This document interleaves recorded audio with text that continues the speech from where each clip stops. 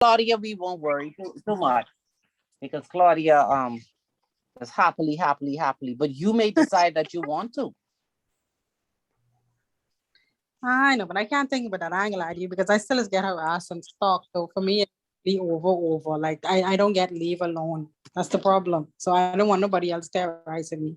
You have to stop here.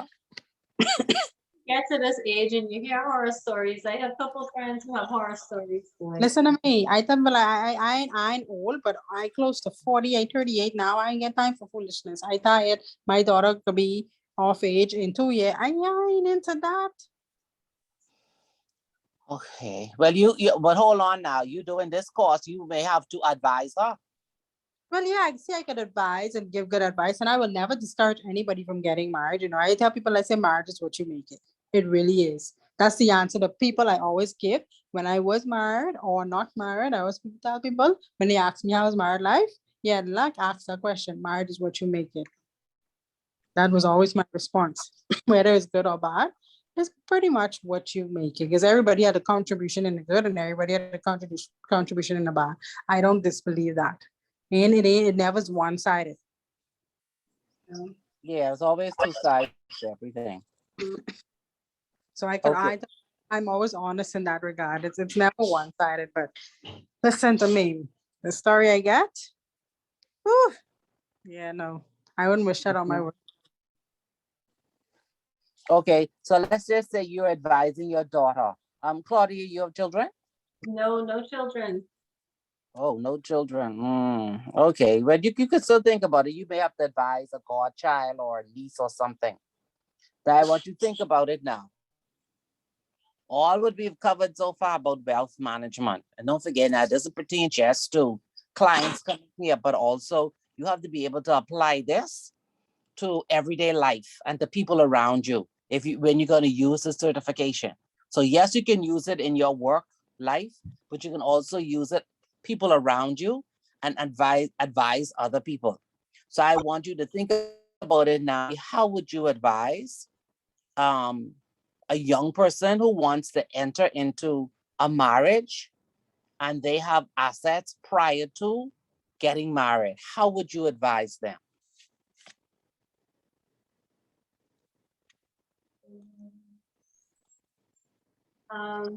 That's a good question.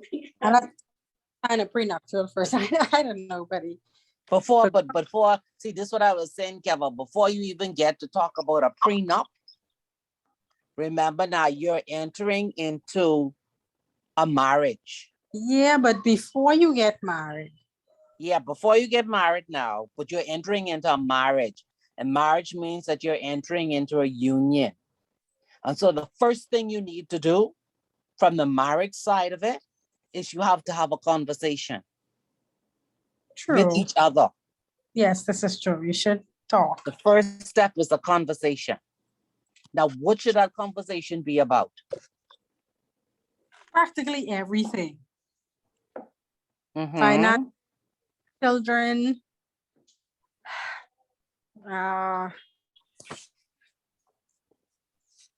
anything you could think about.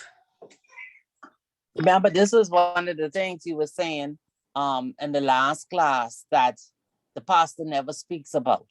You have to talk about finances. Yeah, you got to talk about finances. You got to talk about the fact that you can have some problems outside of finances and stuff like that too. You don't agree on everything. Right. All of those conversations they need to have. No matter how. Right, but you got to talk financial planning.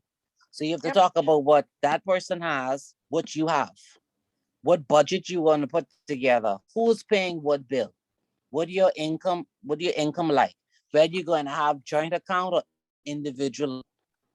If you haven't joint account, how is it going to be spent? If it's individual account, what percentage of what bill are you going to pay? All of that must be discussed prior to getting married. I've had clients who come in as a couple and they have this conversation after they've been fighting about it, after they're married. Exactly. Yeah. It happens before. So it's before. Like a counseling session and not just financial counseling, but counseling. Right. So people think about it when they're thinking of forming that union. They're thinking about, okay, do you really like this person? What do you know this person? What's their favorite color? And what do they like to do? But when it really comes to after that union is made and you close that door, what is it about? Not just whether or not you like each other, but most of the arguments come from finances. Who's paying what? Who's not paying what? Who's paying what? What is it? What do you have? Why can't you sell this? And a lot of the disagreement comes if someone was in a previous marriage and they're bringing assets. So that's what happened in the Chisholm case. Remember what we read last week? You heard Right. about not the Chisholm, no, the pastor. That's the one who tie up all of his stuff inside some businesses or something, right? Yes. Do this before or after they got married? He did it before he got married. Okay, so I mean, my thing is, if you have stuff before you get married, I mean, I get it, right? But if you have stuff before you get married, why does that even play a part? It played a part in it because then he had his wife manage those properties. Ew. See ya. She managed it, and she gave up her job to manage it. Yeah, see, that's different. So it made it different, right? Because you're about to be working, making money for you, managing this stuff for you, collecting all the dough, and then kick me to the curb and I don't get nothing out of the deal. No, that's not gonna work. Well, the way in which he did it was wrong. He just did it all wrong. He put it in before he got married, and then he turned around and he asked her to manage it. She not only managed it, she grew it. But these were in a company where he only owned %. But she was managing all of the assets. She grew all the assets. Oh, wow. And now they're in their 70s, very old. She's sick, and he's divorcing her. And he didn't want to give her anything. And the court said it was not fair.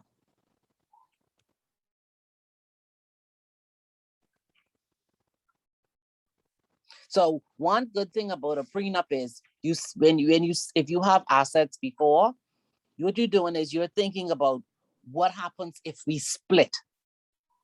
What happens if we get a divorce? That's what the prenup addresses. What happens if we get a divorce? How are we going to split these assets if in any event we are going to split these assets? That's the question that you're asking. Can I ask if the wife, was she paid a salary for managing the portfolio? It didn't say she was, no. Okay. No. But it turned into something very, very bitter and very nasty because he took back the wedding ring, he took back all the jewelry, everything. And he didn't want to give her any of those assets, even though she helped him in the business. It sounds like something else went down, why he got spiteful too. Yeah.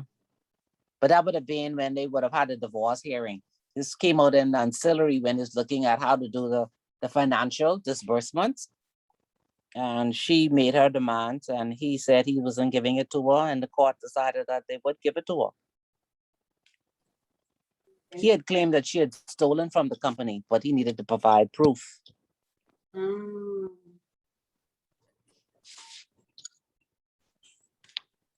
But what I found is clients, like a lot of them, they come in, like say the husband would be like, well, my daddy told me I must manage all the money.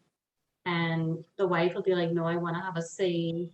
And, you know, like I've encountered that. And then others, it'll be like the wife is making a good amount of money and she's hesitant to ask the husband to state how much he could put in every month because she doesn't want to hold his feet to the fire. And we have to tell them, no, you have to be accountable for X amount. So it's like, it's different philosophies on money that seem to happen. And the best advice I've given them is, you know what, it's your marriage. You have to reinvent the wheel for yourself. Everybody's marriage is different, and what works for one couple will not work for you. So both of you have to be happy and figure out what works there. Because they come in with these preconceived notions that they must do, and you know. Yeah, but with this certification, this is one of the things that you actually can do to sit down with couples who are getting married. I don't know if you'd want to do it in conjunction with the church, or you'd want to, I guess, form some kind of company whereby you could provide financial advice. So normally you get a prenup when someone has a lot of assets, or you could have a prenup when someone has assets from a previous marriage and they have children. Or you could just have a prenup because both of you decided that you want to keep your assets separate. But this is a conversation that you sit down and you have, and so that you could protect your assets from in the event there is a divorce. Or So you may have already come to the conclusion that the other partner is untrustworthy when it comes to money.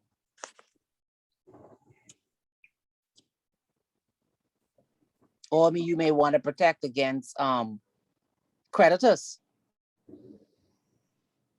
Let's just say the person in the past had a lot of financial issues, but you love them and you want to get married. So you may want to protect your assets. What you were going to say? I heard a point just now. I was gonna ask, based on what you said just now in reference to if both parties decide to agree to a prenup from the beginning, the assets separate, then it'll be that will put you in a position where there's no issue if there is divorce later on down. Exactly. Rather than you would have taken your assets and hid it from the other person. That's why you should always sit down and you disclose your income, your assets, and your liabilities together. And then you plan from there. What's the best way? What in the event this happens, what are we going to do? So you would say a prenup is better advice than say putting it in a trust, because the trust might be construed as an intention to hide? No, not necessarily. Because there have been relationships where the trust was created in the marriage. And that's when it becomes difficult. But if you let's say you create the trust prior to marriage, then who is the beneficiary of the trust? Yourself? I am, right. So like me or whoever, like say I had children from the first marriage, me and my That's different. Yeah. That may work. Okay. Yeah. Because you put in the assets from the previous marriage in there that you and your first wife put together, or maybe just you one earn, and the beneficiaries are your children. But in the Bahamian case I was speaking about earlier, even though they formed the company, he only owned 5%, but he was not able to show the court, or he did not show the court how the money was dispersed between him and his children. But the wife demonstrated what she did to bring the companies and to bring the profit of the business to where it was at. So who owned the other 95%? His children, or He just says his children from his former marriage. These two had no children. okay? So she was working on the business, the him and Yes, growing the business, making changes to the business, all of that, doing all of the administrative work. And she gave up his job. She gave up her job to help him with his business. And then she said she also did all of her wifely duties.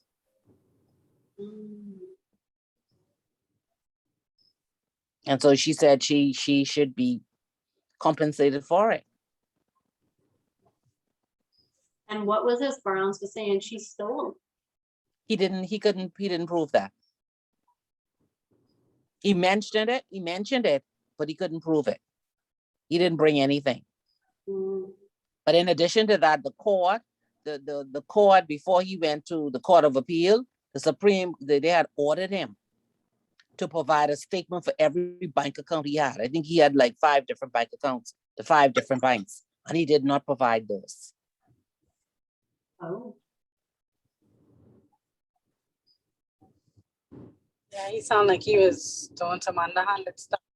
Well, this is a pastor of a very big church.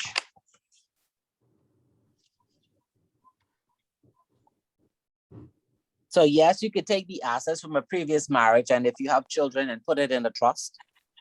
But like I say, it's a conversation that you have. Similarly, before you get married, you should also talk about insurance. Life insurance. Mhm. That should also be a conversation that you have prior to getting married. As to who's going to be the beneficiary of your insurance once you get married.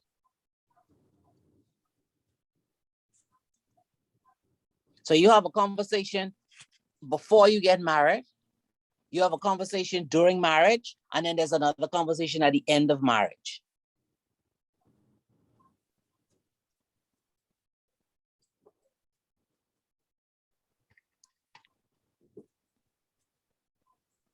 but do you think they should go into marriage with a prenup planning for divorce?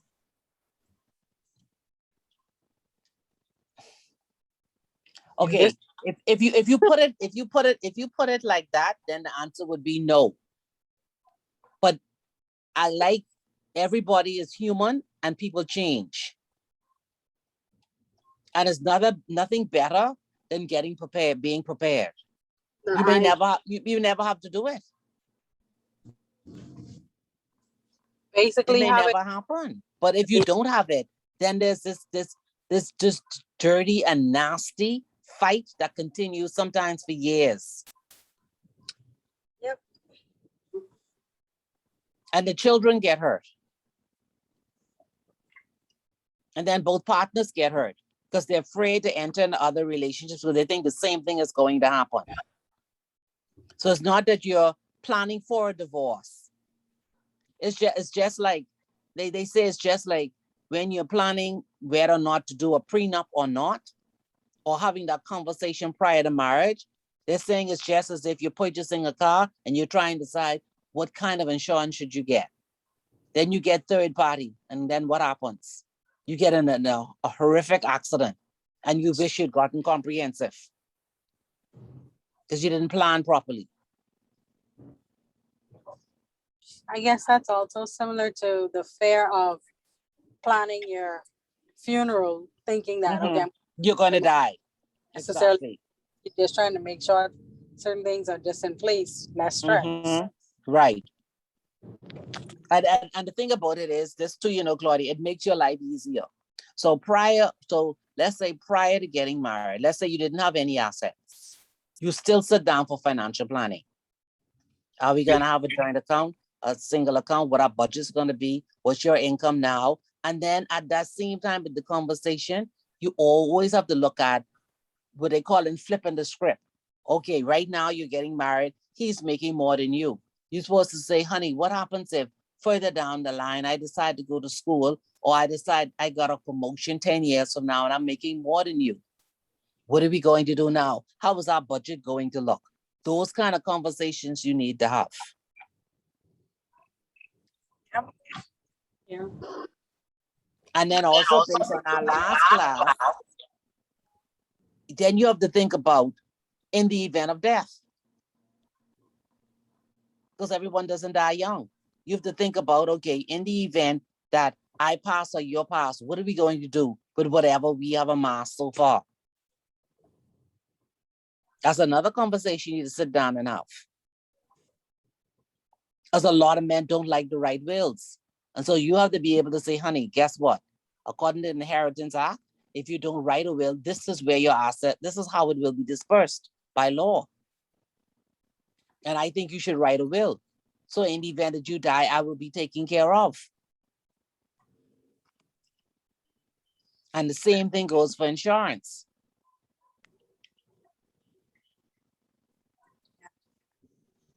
And then when you have children, then you have to decide whether or not you're going to change the beneficiaries. So you look at your husband, you say, what if in the event something happens to you?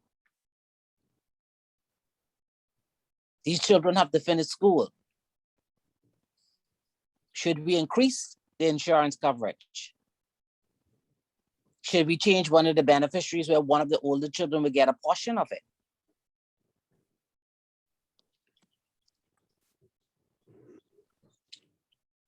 And then another thing you have to think about too, to talk about, is spending habits.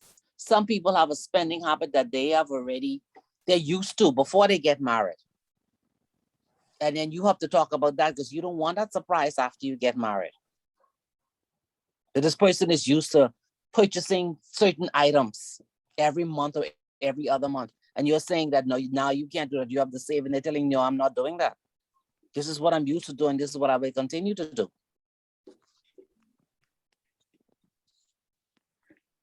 So all of these things, as a certified financial planner, you could sit down and have a conversation with young people, preferably prior to getting married.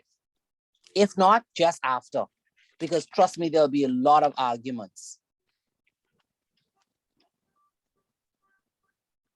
Any other advice you would give to young couples? After you talk about a prenup, or you talk about a trust, if they have assets before children, you talk about life insurance. What else can you talk to them about?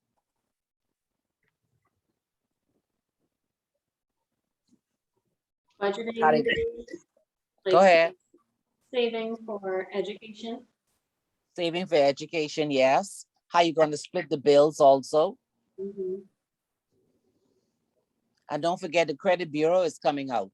You need to be able to share your credit report. You don't want any secrets if you're about to get a loan and come to find out that they can't qualify for one because the credit is bad. So when you're married, when reference to credit bureaus, kind of new, they tie it together. I'm not sure how the bureau is going to do it. I don't remember the act speaking to that. I like to, yeah. I don't know if it's an average of the two. So you basically have to disclose. I mean, if that is the case, you'd have to disclose if you're married. Mm-hmm. Yeah. Before you go for It should a loan. automatically come up in the system. It should come up. Now I know the banks are already putting information into the system. They're just waiting on all the other agencies to put their information in, BPL, water and sewage, and all of those. And they should be able to start to generate credit reports. Yeah. That. So But when come out exactly, like officially? Do you know when they're supposed to? It's supposed to happen officially. I guess like once they've done the trial runs. Once they've done the trial runs and they've asked the banks to, I guess, test it on a few or verify with a few to make sure that it's right and is working properly, then they will tell you when it's the start date.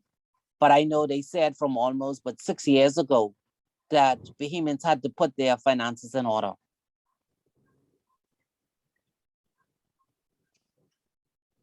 So once that is up and running, I'm saying that when you sit down with people who are either married or about to get married, one thing you have to discuss is the report. Because it's gonna when you're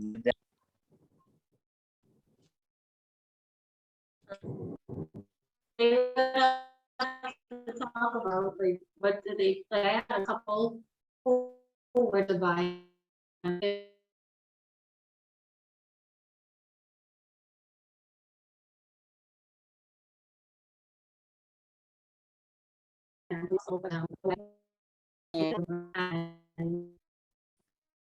once they wait to save for this.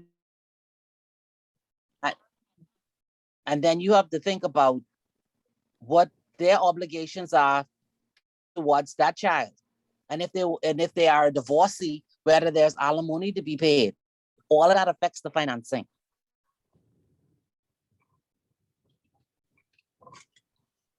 And so in a matter of just being of having disclosure, they should be able to give you the order from the court stipulating what it is that they have to pay. So basically, they all need to lay their cards on the table, good, bad, and ugly. Right. And the prenup will be based, the prenup agreement will be based on what you all have discussed.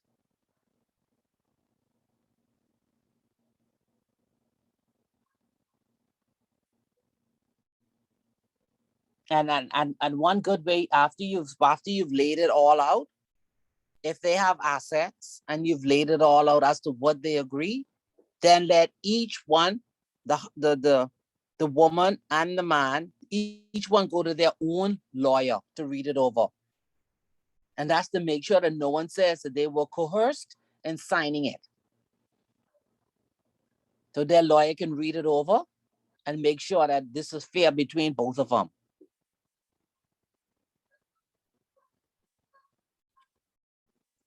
Now, it doesn't mean that once you have a prenup that everything will go smooth if there is a divorce. But there's always less contention if you have a prenup. Is it enforceable in the Bahamas or not? It depends. It depends. As I shared last week, there is a case. I couldn't find the case. I looked it up. I don't see it on the Supreme Court website, because they said it's an anonymous judgment. And they said that the Bahamian courts previously viewed a prenup as a mere persuasive consideration. So that means that you can have an agreement. You can bring it to the court if there is a divorce, but the judge only looks at it as being persuasive, which means that he can look at the argument that you're coming with now, and then he look at the agreement that you made prior to the marriage, and then come to a decision. But he said that this view has been shifted following the anonymized judgment of M versus F in 2011 by the Supreme Court, that ruled that the parties had entered into the agreement freely, and it would not be unfair to hold the parties to that agreement. So it depends on how it's worded and what you agreed. And then the courts would look at it and see whether or not it was done freely and that is fair. Because remember, whenever it's a divorce and you're talking about splitting up assets, the court always looks at what is fair. So that's what I'm saying. If you get independent legal advice, both lawyers should look at it and say whether or not it is fair for his client, and then make whatever adjustments that are needed.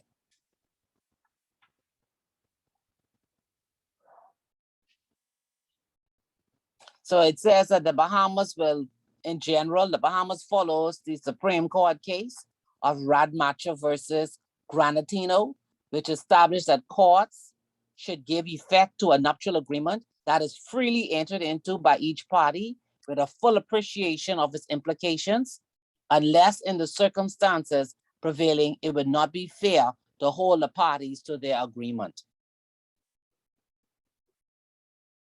So yes, you can have a prenup, but the court will make a decision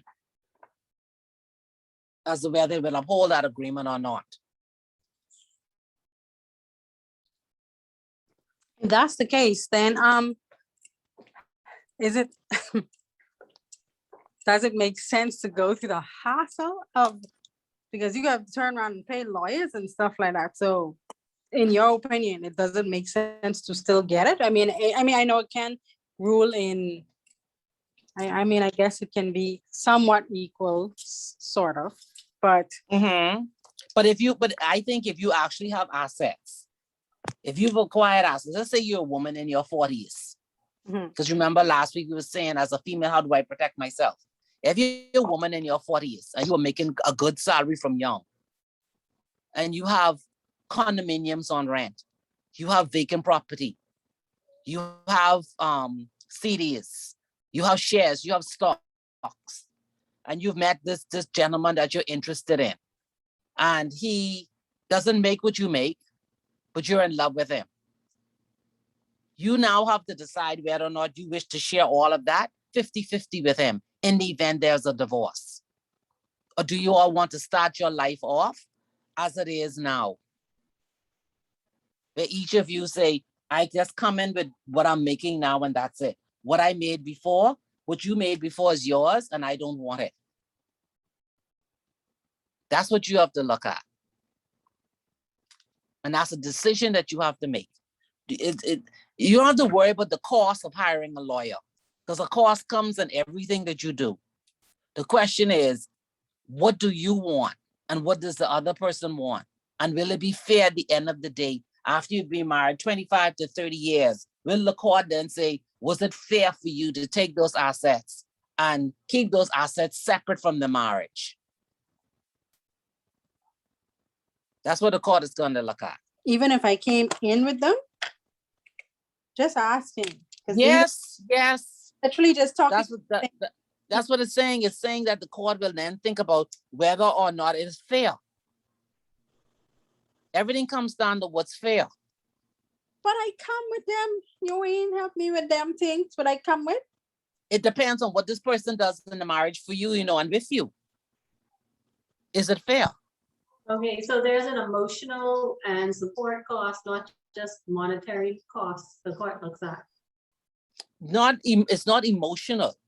You see, remember I keep telling you now, you're thinking about financial, but also marriage. And in a marriage, what's in a marriage?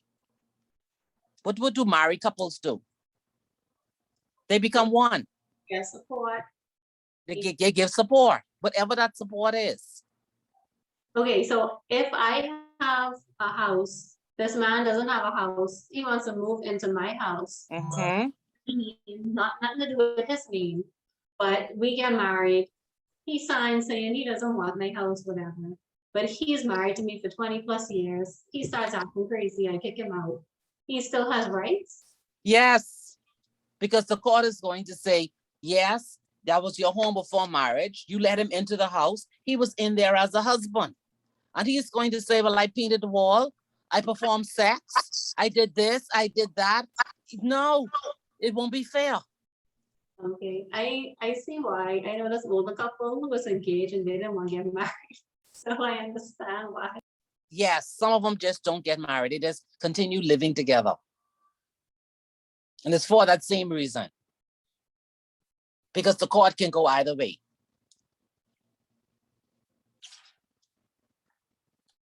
Can go either way. But as a certified financial planner, these are the kind of like open-ended questions you have to ask the couples. Or even a married couple who, let's say, they're going through a lot of difficulties. You wouldn't counsel them in terms of bringing the marriage together, but as they say, they came because their issue is financial. These are the kind of questions that you need to ask them. Because there could have been a lot of things that were not disclosed. And you have to try to come to some kind of understanding of what's the best way to move ahead. Okay, so another couple, they both were divorced. They got married, but the husband and wife want to keep their accounts separate. They have two different condos, one in his name, one in her name. So something happens to the husband. He has children from before, she doesn't. What happens to those assets? Can the wife still claim on the husband's assets, even though they never had like a joint account? No joint house ownership, that they would stay with each other, like that kind of thing. Now, when you say, what you mean? She was not living in his house? Right, so they met, she had a condo, he had a condo. Mm-hmm. They never got a joint condo, but he would live with her sometimes, and then they would move to another island, live in his place sometimes, that kind of thing. But and what else should she do to the condo? I don't know. Did she contribute anything towards the condo? I'm sure she did. I mean, she would cook, she would clean, And what did he do when he come to hers? I don't know. You see, but all of these things, see, and that's what I'm saying. You're looking at something from a financial standpoint, but you're also looking at things from being in a marriage. And a marriage is different. That's why you have to be so careful. And you have to sit down and plan these things. So let's just say you had let's say you and this person got married, you had a house and they didn't have one. And then you say, he said, well, I noticed the gate needs to be repaired. I'll fix it, honey. And he fixes it. Then you say the place needed to be painted. And he said, you buy the paint, I'll paint it. Trust me, that will cost you in the end. Interesting. Or let's just say now in this pandemic, now you're looking at it, you have a young child or two young children, one a teenager, and you say, guess what? For us to find someone to take care of them and all of this, and with what you're making, it's best if you stay home and you take care of the children, honey. You do the cooking, the clean, all that. I'll work, and you do that part until this pandemic is over. All of that counts towards his contribution in the marriage. All of it. Giving up his job, taking care of the children, repairing the house, doing the lawn when you could have hired someone to do the lawn. All of that counts. Yeah. So marriage is not to be taken lightly. No, it is not. It is not. And that also includes having sex. All of that is a part of marriage. So then just shack up if you have money then. But that's why you see when you watch a lot of movies, what do you see people do? They pick them up, you could sleep over, and when they get angry, what they say? Take your things and go. They never let you stay long enough. They just let you move out. But once you get married, marriage is something totally because one. As one. Interesting. And remember, when you sit down and you talk to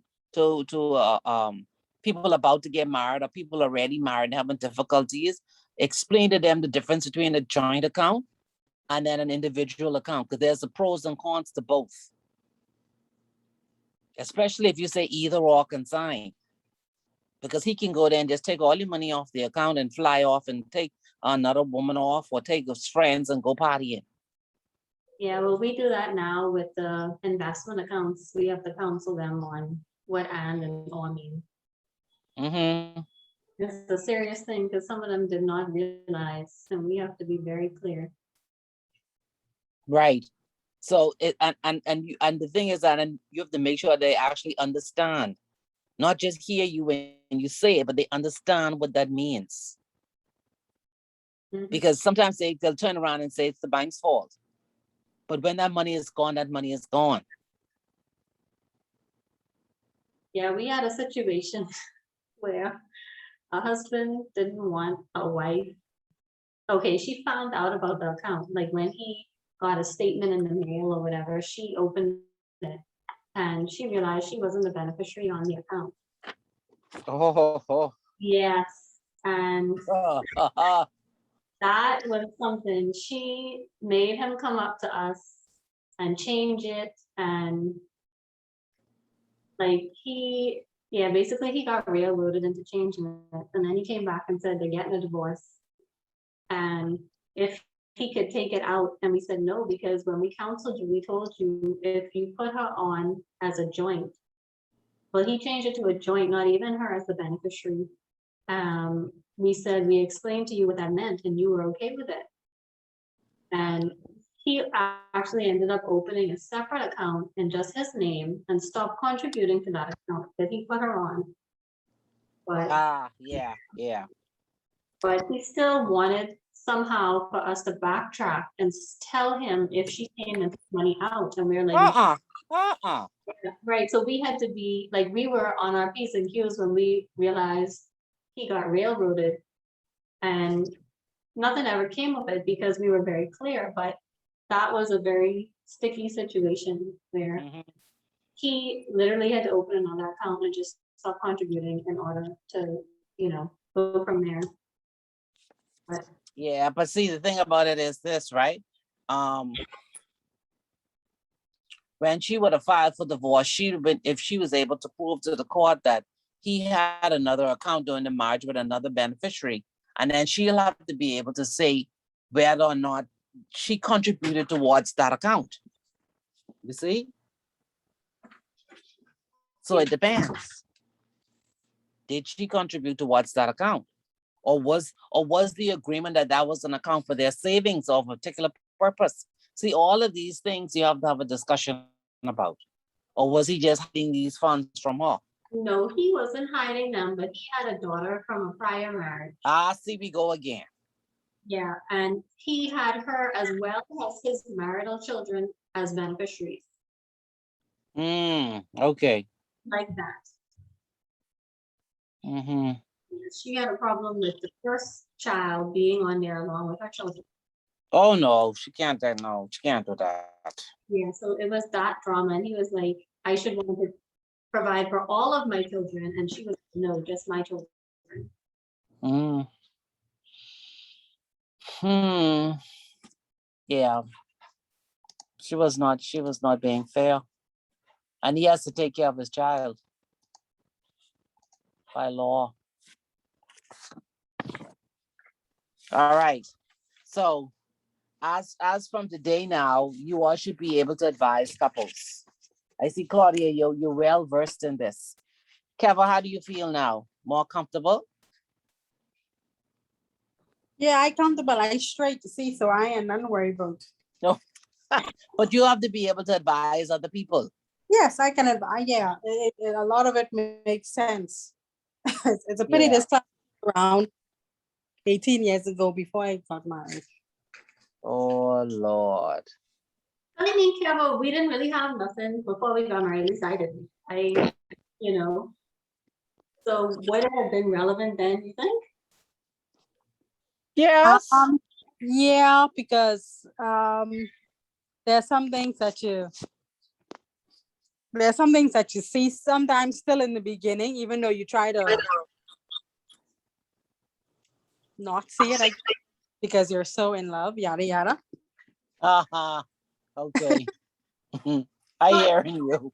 You didn't have anything put in a prenup like that, right? No. Okay. Let me give you a little bit of a scenario, and this actually happened to me. When I had my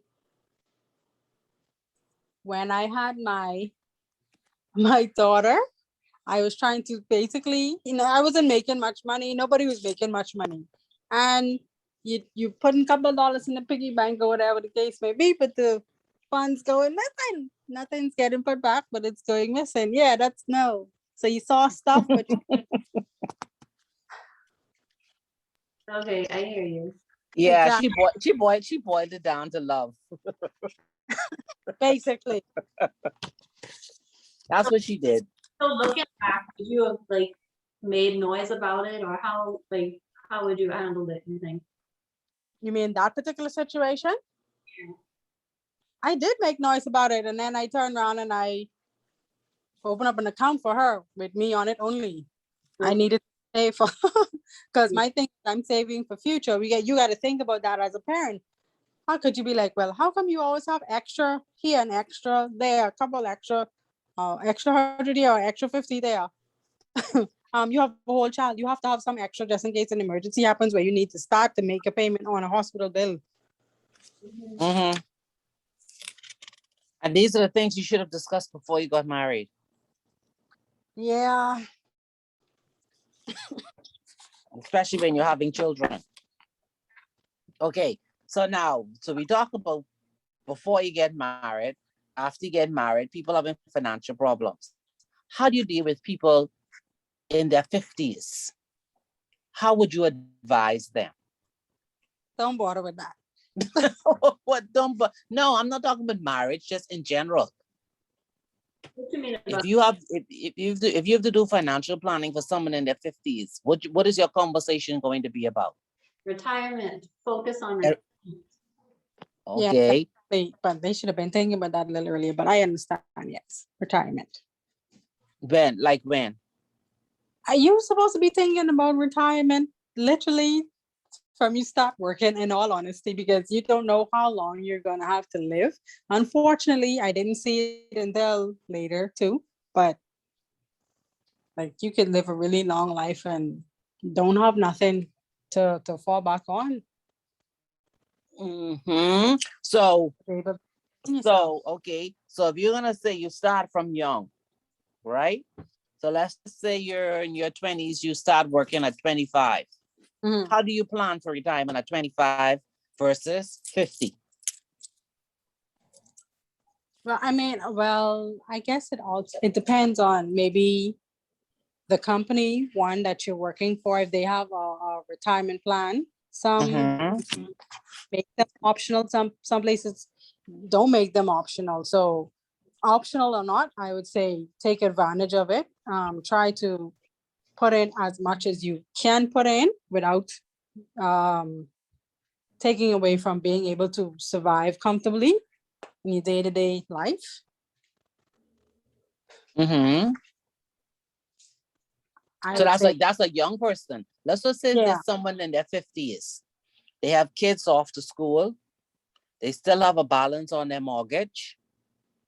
They may be driving an old car or anticipating getting another car. They want to start doing some kind of vacation because they've been working so hard all their life. That sound like How do me. how do you advise them financially? In terms of retirement, that one, I, okay, I don't know exactly what, but they can't do it aggressively unless they're probably in, and they shouldn't even be in this position if they're making a substantial amount of money, honestly. But some It people don't. depends. Some People of people habits. their money. Yeah, I was just about to say some people don't know how to use their money wisely. So I guess for me, if the person, let's just say, well, you say off to school and old car and all that stuff, that ain't sound like somebody who making a substantial amount of money. No, if they have 3 kids and the 3 kids are off to school. Well, I'm sure they could probably be paying college in terms of the Yeah. fund. Mm-hmm. But at the retirement, it still can't be as aggressive as somebody who would be in their 20s, maybe like moderately, I guess. Moderately. I don't even know what moderate. Okay. So if I take the route that you suggested, which is I'm in my 20s, my company offers a pension plan. So I'm now in my 50s. Most pension plans you can borrow against the pension plan. So let's say they have borrowed against their pension plan. They've also borrowed from the bank to send their kids off to school. And they also have a mortgage. Uh-huh. How are you going to talk to them about retirement? See, it becomes a very difficult, a lot of Bahamian people are faced with this because they've sent their children off to school. Then the company may decide that, guess what? We don't Okay. need you anymore. And so the money that you borrowed towards your children's school fees is taken from your pension. Right. So what about, let's just say they're in a situation where they have a mortgage on their home, right? I wouldn't advise them to refinance though. Maybe rent it or sell it, depending on how big it is and depending on if it's only them now living in the home. Since their 3 kids are off to college, that's an option. Mm-hmm. They're willing to do that. Because you're gonna find a lot of Bahamians in this situation in terms of having to advise them financially what to do. How do I get out of this? How Claudia, am I gonna plan for retirement in this situation? Yeah, I've had clients like this, so There's a lot. it's a lot. So what happens that we find the couple don't want to move out of the house or downsize because they see it as like people are going to look at them like, oh, you know, why are you leaving your nice home? So they have that pride issue. They want their children to go to certain schools. So they're like, okay, I can't tell my children they can't go off to school. And they're in a position where they do keep borrowing against their pension. And Yes. what And against their home. Yes. And what happens is this one situation, we counseled the lady against it, but she still did it anyway. She thought if she took money out to start a business on the side, that she would be able to somehow, you know, make a lot of money in a business and then solve all of her monetary worries. And she did this just before COVID. And Oh. yeah, and it was a food business. And Oh. yeah, so we had counseled her against it. Her children even came in and said they just had to sign for the loan somehow with them. And I had to take the son by himself and ask him if he realized how that's gonna affect his future and if he was okay with that. And he said yes, but it's his parents, so he feels obligated to do it to help them. Because she basically was at the limit or almost at the limit of what she could borrow from against a pension. Oh. And really, the husband wasn't working, he was sick. Oh. It was just the wife. But she said it was her husband's dream to do this business. So she was hoping that would solve everything for them. And yeah, he still had one I think finished who was willing to sign with them. And I think one or two were still off in college. But basically, what I found, and I would like help with trying to get through to them, is the mindset is my lifestyle cannot change. Like, I cannot be seen to downsize or send my child to a cheaper school or have a smaller house or a older car or, you know, like there's no compromise in their mindset after I found.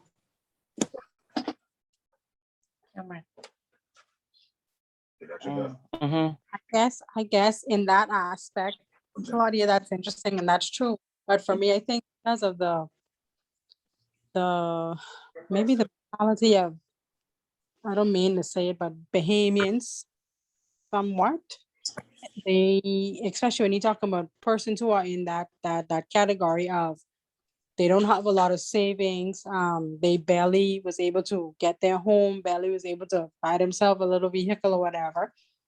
They work so hard to get it. By the time they reach that age, you're like, okay, no, you don't know what I've been through to get this little house or, you know, this car that's not the name brand or whatever. I've been through all these years to finally get this stuff. So I can understand some people would be like, okay, no, I'm about to, what, my house, get a smaller one? No, just because my kids aren't there and I have like 5 bedrooms. Yeah, but okay, so I heard what Claudia is saying, but we have a lot of Bahamians like that. They have children in these schools, or like they're saying their children are going off to school and everybody else's child went off to school, and why can't mine go? And they want to make this sacrifice. But what they're forgetting is that when it comes to retirement is expensive. It is very expensive. And if you're already in debt, what's going to happen when you officially retire? And unless you have a business that started almost about 10 years before that, how are you going to make it? How are you going to pay the existing bills? What are you going to do? Well, you know, most Bahamians have the notion that because they did all of this for their children are gonna have to, like, they that's their ticket to survival. Like, Well, some of them I've met some people like that. And they were crying because the children said, I didn't force you to do this. This is what you wanted to do.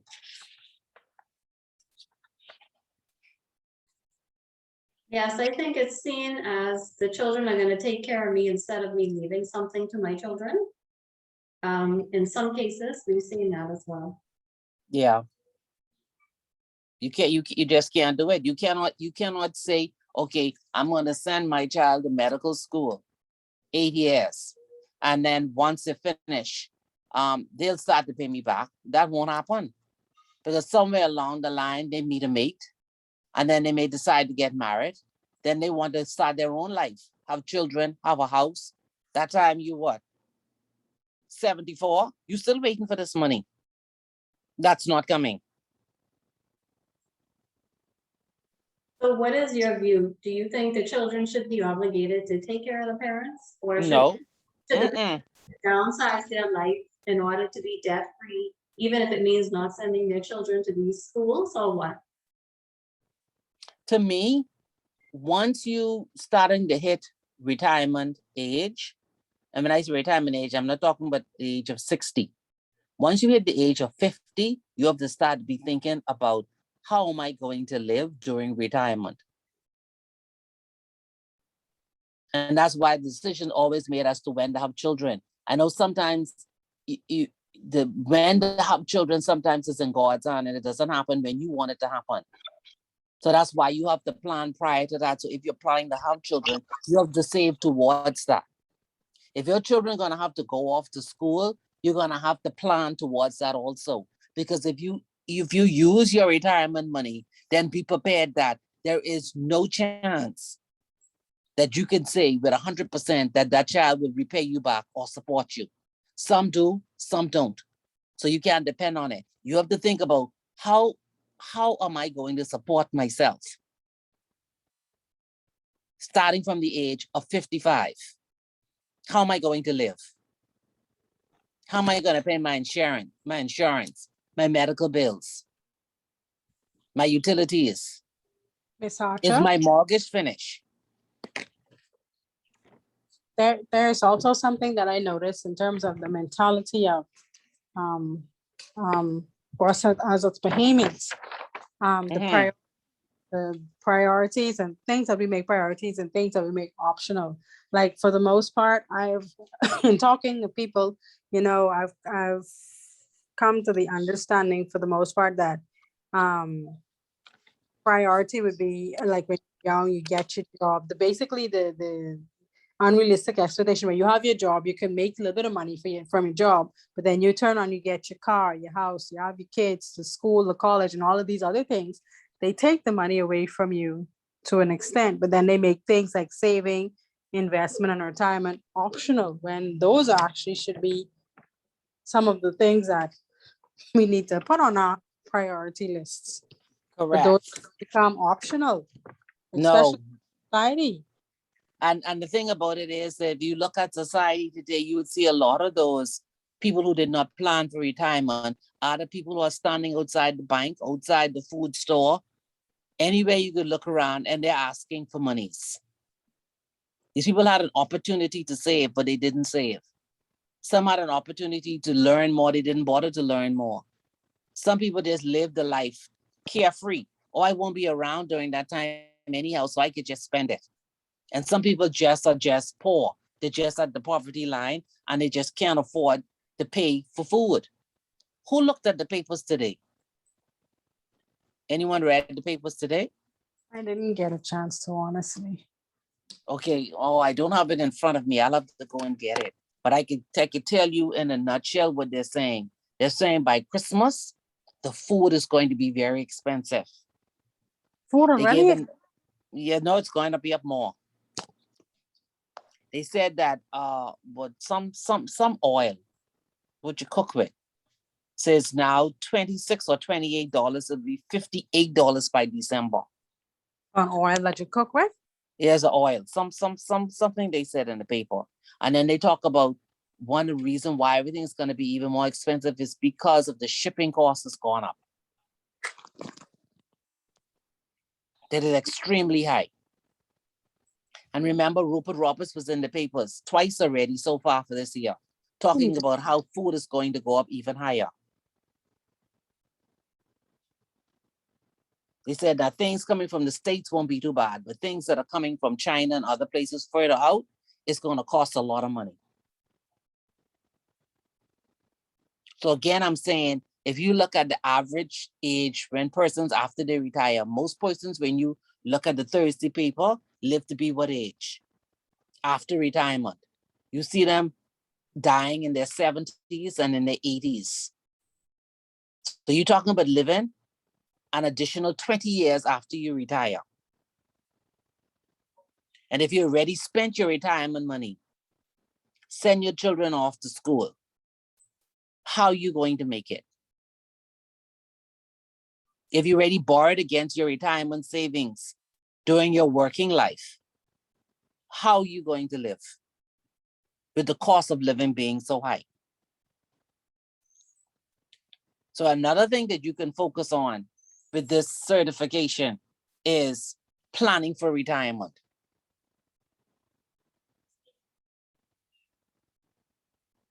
And planning for retirement is totally different from advising a young couple or preparing their financial goals for the life ahead.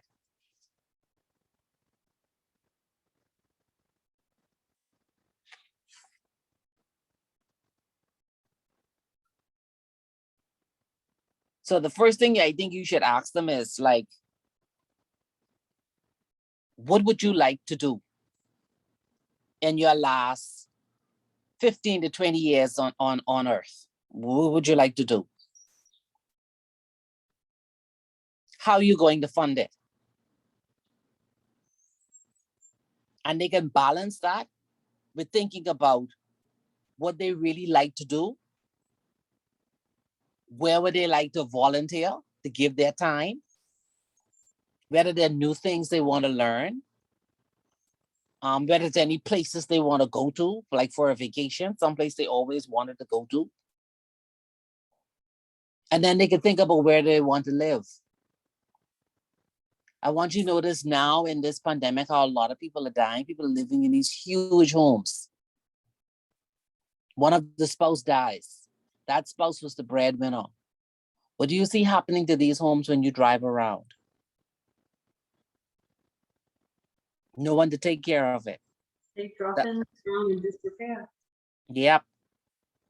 And another thing that behemoths don't think about is, once you hit retirement, do you really need such a big house?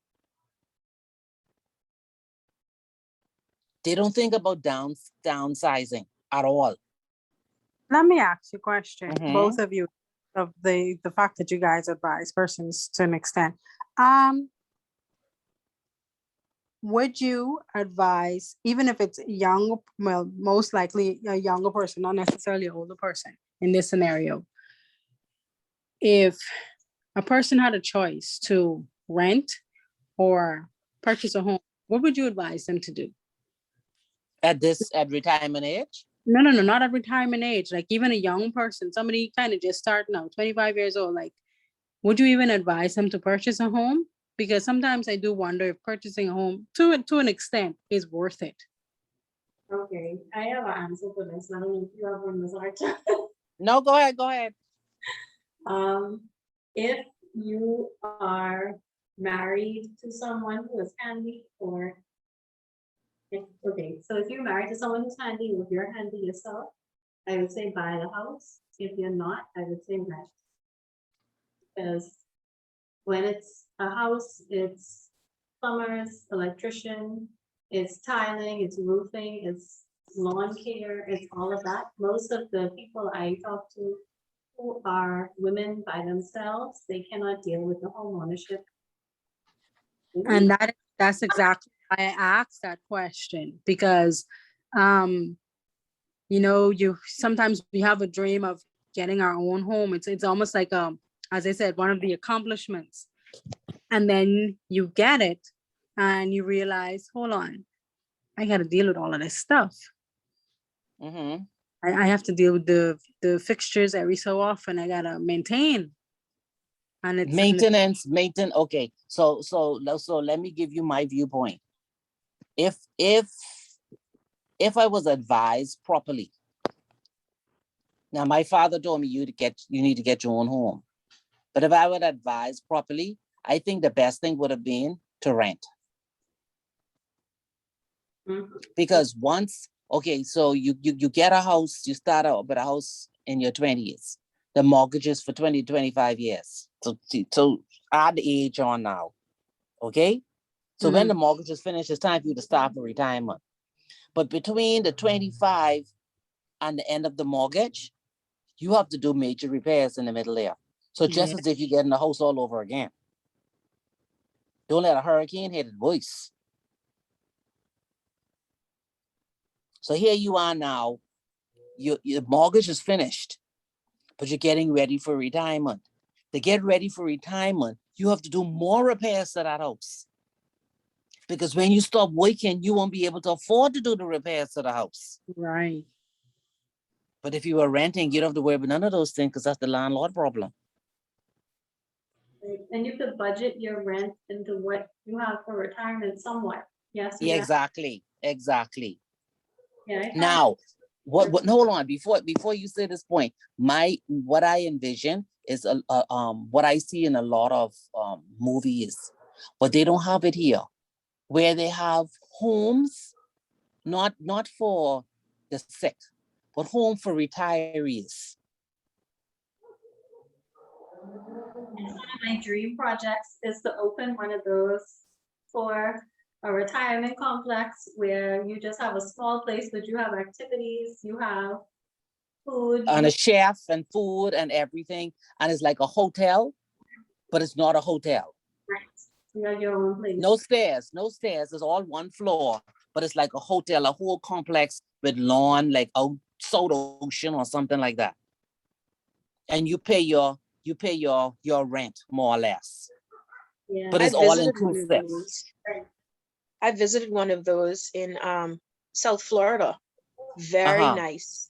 Very nice. So a part of their pension goes directly to the management. Yes.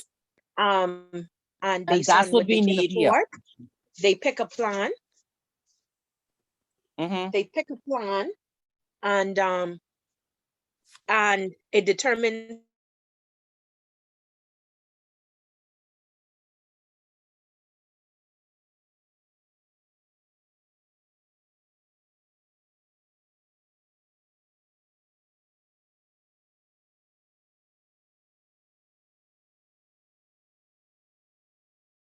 Even these mass houses with 3 floors and 2 floors on acres of property to do what with? And then when you die, the children, if they're already living abroad, not coming back. Yeah, so it stays there. That was an interesting thought for me because I kind of thought about it honestly after the fact of purchasing my own. And I was like, wonder if I should have made a different decision. Yes, because when the 2 children decide that one living in England and one living in United States, they're not coming back. Mommy, I'm not coming back. I'm not interested. Then what? The 2 of them ready to go now, and I yeah. Now, mind you, I don't have no big house, like no 2-story, 3-story, nothing like that. But yeah, but just be mindful that when they go, you're gonna have to take care of it yourself. Be lucky if they do send you something back 10 years from now, because they'll still be looking for you to send something to them. No, ain't not happening because I preach that on a daily basis. I want you to get in your brain in the forefront. Don't look for mommy. Mommy go on vacation and So those are the things, and you have to think about too, when you retire, what are you looking to do? Like I was saying, is there someplace that you always wanted to go? Do you want to volunteer? Those things, this is something you want to learn how to do. But you can't have that kind of life in your home because you're too busy trying to do repairs. You get leak there, window not fixed, driveway to fix, oh, gate broke down, oh, this. All you're doing all day is repairing house, and then you don't have no money and you can't fix it yourself. I don't have a spouse that's sick. That's an even heavier burden.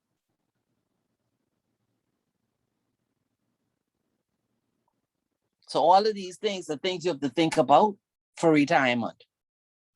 One side is the financial side, but the other side, the person has to think about what they wanted to do with their life.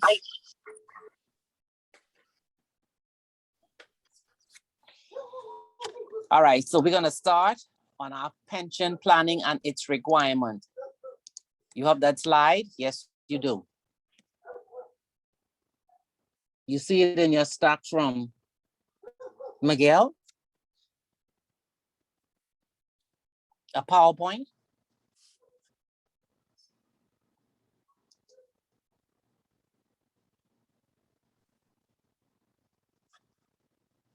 It says pension planning and its requirements. Is it you scrolling through Okay. the presentation or? Here's the presentation, slide presentation.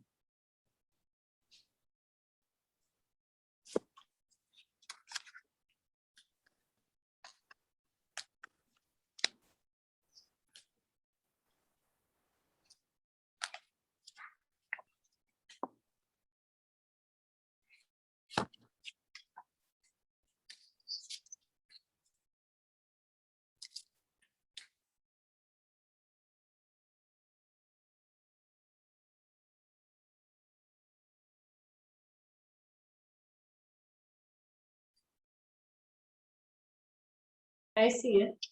Okay, all right.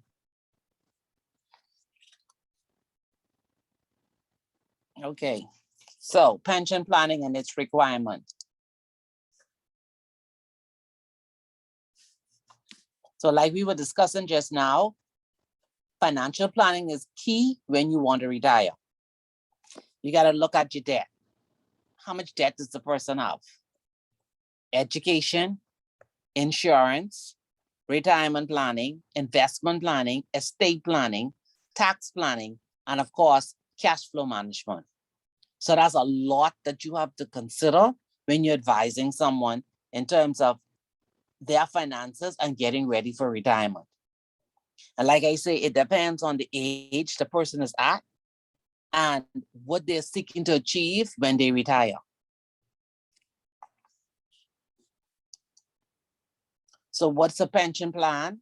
We know it is a financial vehicle and it gives one a retirement income paid for by investments and is built up during your working life. And what it does is it ensures you have an adequate standard of post-retirement living for individuals. And a lot of people don't think about what happens after I retire from work. So why do you need pension plans? It promotes workforce stability and you set aside private funding for future living expenses. So most people, what you normally tell them is that when you retire, you should have your private pension from your employment. You could have also done an annuity. You could have also invested in some shares, some stocks. You could have invested in property. But remember that property is not as liquid. So you have to make sure that they have some of their investments in liquid assets, but you could have it in real estate. You could also have condominiums if you wish to build condominiums. And I always advise people, if you want to invest in condominiums or apartments, you got to have some kind of technical skill.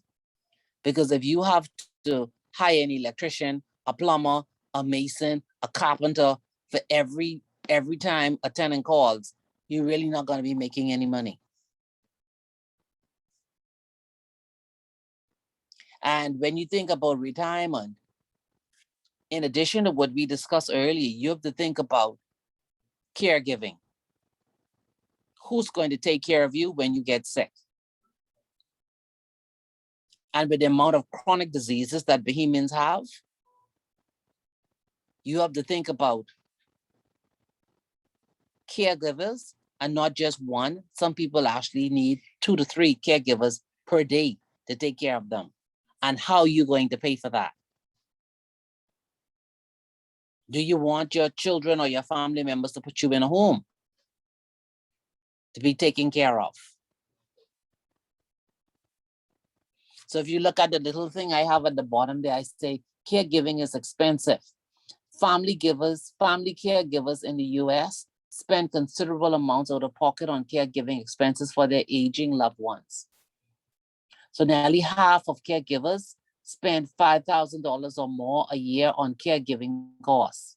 1 in 4 spends at least $10,000 per year, and 15% spend $20,000 or more per year, because it depends on what illnesses the person has and what state that they are in, and how much the caregivers have to do in order to keep them healthy.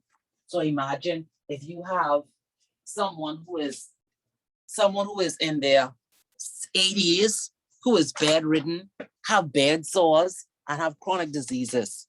That means you have to have caregivers around the clock. You're gonna have to have doctors who visit. You're gonna have nurses who visit, and it becomes quite costly.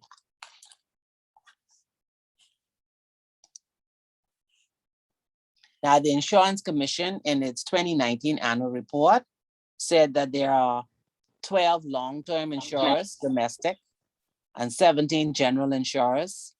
And then they have 58 agents and brokers, and they have adjusters.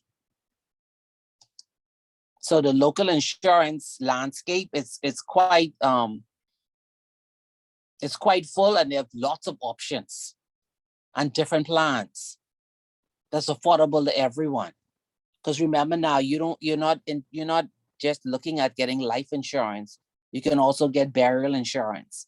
And then most people try to get their medical insurance before they get sick, because medical insurance is expensive. So in the last pension plan funds survey that was done by the central bank, it says that the largest concentration of the labor force participants and accumulated pension fund assets continue to be seen in the employer-sponsored schemes in tourism, the financial services, and communication and utilities sectors. So these are the sectors that have pension plans that are more or less more than average. Now the question comes of what about all the other sectors where persons don't have pension plans? How do they get ready for retirement? They said a lot of the pension plans are invested in mutual funds, equities, and bank deposits. So local pension funds, retirees' benefit typically consist of funds received from private schemes, and they support that with their benefits from the National Insurance Board. Individual personal savings from insurance, annuity products. So the survey said that retirees get their monies from the private pension funds, whatever they receive from NIB, and of course, whatever they have saved during their lifetime. I note that a lot of retirees are now cashing in, if they have no children and no spouses, they're now cashing in their life insurance that they've paid over the last 20 or so years, and using that as to supplement their pension. So private savings is emphasized by the fact that NIB contributions are calculated on an insurable wage, which is capped at $7.10 per week. For employees outside the civil service and who don't participate in the private pension scheme, and the most significant expected sources of retirement resources are the money that they saved in their bank account, any assets that they would have put in the credit union, and of course, any insurance annuity products. So the total value of private pension assets grew by 3.1% in 2016 and by a further 3.9% in 2017, outpacing the growth noted in the domestic economy. So pensions have grown over the years. At the end of 2017, plan assets stood at an estimated 9.7% of GDP, increasing from 2015, which was at 9.3. So the two largest concentration of national savings were in bank deposits and in the assets of NIB. Private individual deposits, inclusive of savings, fixed and demand balances, stood at 3.4 billion, or the equivalent of 27.7% of GDP. and 26.7% in 2017. Now, these funds are not a significant portion of an individual's retirement buffer. Since average balances, and this is what the governor keeps saying every time he speaks about savings, he's saying that since average balances is more than 75% of these accounts were less than $10,000. And this is what the governor is saying, is that a lot of Bahamians are not saving, because savings is key for retirement. So he said why more than 3/4 of the total savings are determined in less than 10% of individual accounts.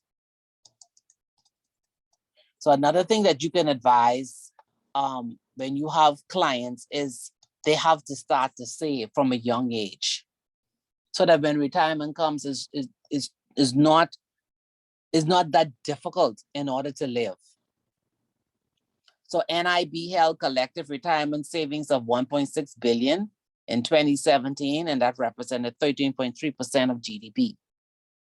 The domestic savings in life insurance companies and credit unions amounted to an estimated 1.4 billion and 409.6 million in 2017. So again, you can see that Bahamians, some of them do invest in the credit unions. Others have decided to invest in shares and stocks. Some people have decided to invest in annuities. But through it all, in order to be able to live an additional 20 years after retirement, and that's whether you take early retirement or you actually retire at retirement age of 65, you have to have more than just the pension. You gotta have pension. You have to have some type of saving. And of course, you'll have NIB. But we'll talk about NIB shortly, because NIB is no guarantee. Because based upon the contributions that are being made now and the amount of expenses that we've had, added to that now the expenses from COVID-19, it is anticipated that the pension plan will need a very large increase in order to be around to pay persons in the next 20 years or less. So that's another thing you have to think about. Yes, by law, you have to pay NIB, but will NIB be able to pay you when you retire? So there are different types of pensions. There are defined benefit pension plans and defined contribution plans, and of course, a provident plan. A defined benefit plan guarantee the payment of specified benefits upon retirement, proportionate to the participants' length of employment and the amount of salary that they were making. To ensure that funds are adequate to satisfy predetermined benefit payments, actuarial estimates of the present value of future payable benefits are subtracted from the present value of assets expected to accumulate over the duration of the scheme.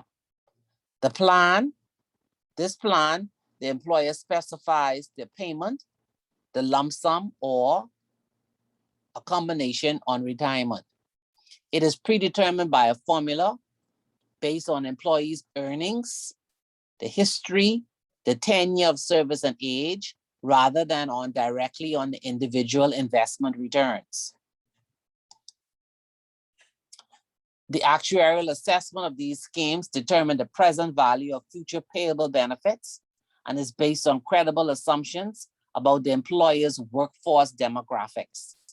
So you're looking at the average of active employees, the ratio of pensioners compared to active workers, and the present value of assets. And they are affected by the projected accumulation of savings and expected future returns.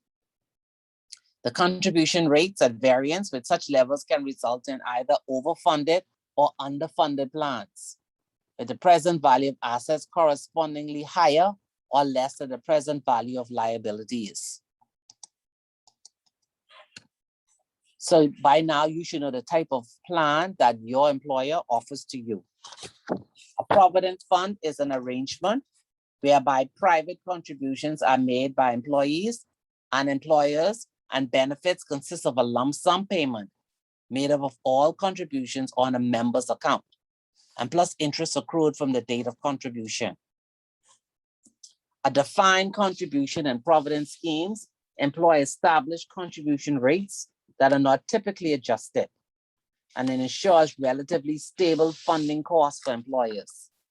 The final benefits cannot be projected in advance as they are linked to the accumulated savings at retirement. So the main difference between a defined contribution and a provident fund relates to the fact that a defined contribution plan converts at least a portion of the retiree's benefit into annuities, which are payable in installments. Provident schemes disperse participant benefits as lump sum payments upon retirement. So given the shifting demographics around the world, which has resulted in a lower ratio of contributors to retirees, defined contribution and provident plans are steadily replacing defined benefit plans. I think you would have noticed in the newspapers, I think about 4 to 5 years ago, a lot of employees are now changing their retirement plans because of the cost. Because like I said, once a person retires at retirement age of 60 or 65, the employers are now finding out that they live until they're 80, 85 years old, and it's a cost to the company. So during 2016, the number of private pension scheme participants rose by an estimated 1,403 to 50,876. In 2017, the participation strengthened by a projected 1,487 to 52,363. As a proportion of the employed labor force, the fraction of workers covered in these schemes contracted by 1% to approximately 26.4%, and by a further 0.7% to 25.7%, underscoring more disproportionate employment creation in positions not offering this benefit.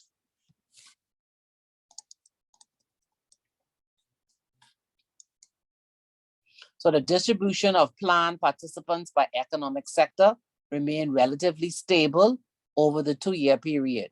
Hotels and restaurants employ the majority of participants, 88.1%, and this represented an increase of 6.3% over the 2-year period, reflected in part the hiring of new staff by a major resort over the review period. The financial sector was the second largest, and that represented a reduced share of total participants of 3.6% compared to 4.44% in the prior year. And you know that with the shrinking of the financial sector, of course, the participation in the pension plans, we will see a marked decrease in those. The communication and utilities sector accounted for an enlarged 3.4%. So it was previously 3.1%. And the remaining sectors represented a slightly elevated 4.9%, up 0.2% from 2015. The total value of assets held by private pension fund schemes rose by 3.1% to over 1 million in 2016. A further expansion of 3.9% in 2017 to 1.172 million at the end of December 2017.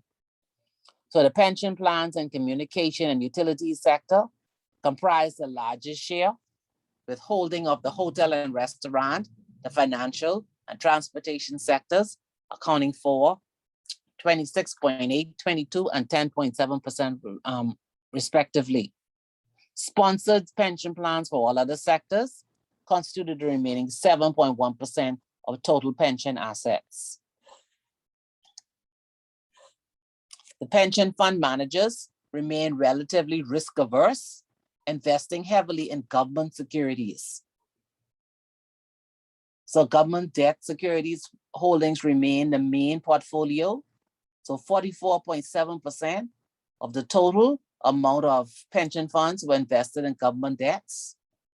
Bank deposits as a share of total fund assets steadied at 12.5%. And the share of exposures of employers' businesses increased slightly to 6.3% in 2016. and remain unchanged in 2017.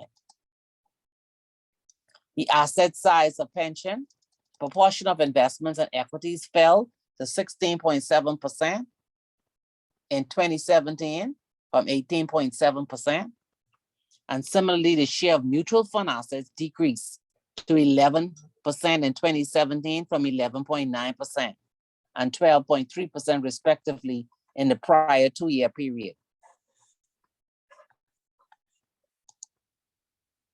So what does it take? The earlier you stop working, the more money you will need to support yourself through a longer retirement. So if you retire at age 45, they say the desired annual income is about $50,000. If you retire at age 55, your desired annual income will be $75,000. And if you retire at 65, your desired annual income is $100,000. And that's the lump sum that you require. So here on retirement planning is just a depiction of what you need when you retire. You have your pension benefits from your employer. You have your personal savings and investments, and then you have your NIB benefits. So outside of the civil service, private pension plans are expected to provide the main supplementary retirement alongside your national insurance benefits.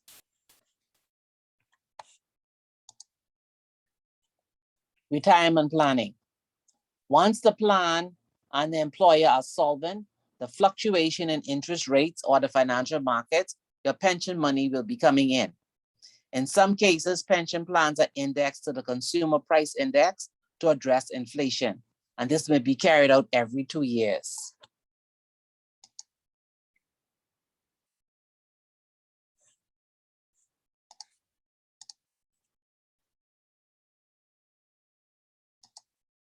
So you cannot access the principal in a pension plan. You receive monthly payments. Because a lot of people get confused when they ask, what amount is in my pension plan? And then it's say, well, right now you have about 60,000. So they believe that once they retire, they will get a 60,000 lump sum. But some plans work with you could get 50% and then the balance over a period of time, adjusted by the consumer index for inflation. If you're facing financial difficulties, it's prudent to have other funds available to cover those costs rather than using your pension funds. Most persons upon retiring use these funds to pay for their health, dental, and other medical expenses with the employer. So you have a lot of people who are at that lower income pool. Once they retire, they normally like to keep their medical insurance. And the medical insurance include both medical, dental, and vision. And most of them find that when they get their pension, the pension amount covers about 80% of their medical insurance. So that means that now they have to go into their savings to put the difference in order to maintain their medical insurance. So there are some plans where at any age, you can split up to 50% of your pension income with your spouse or your partner, and which may provide some significant tax savings. An employee may wish to ask themselves the following questions. How much pension income will I receive before and after I turn 65? Is the pension indexed to inflation? How much will my surviving spouse or partner be entitled to? Are there other benefits I can keep regardless of pension decision? And are these available to my family too? Will my pension payments change once national insurance benefits begin?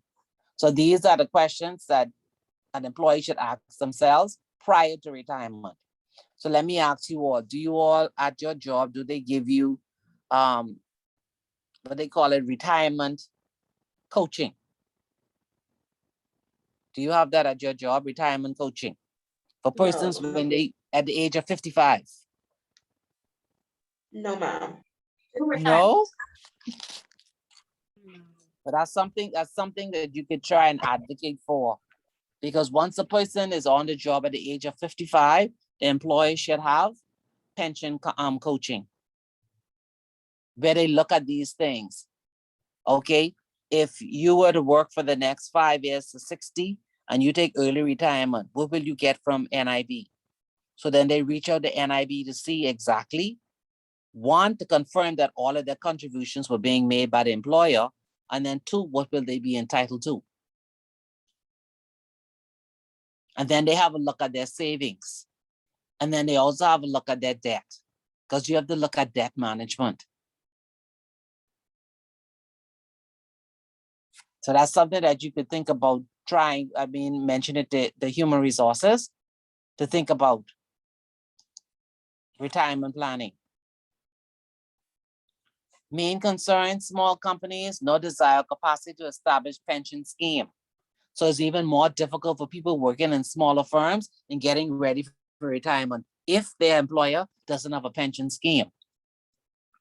And then another set of persons that you need to think about who really need financial coaching are self-employed persons.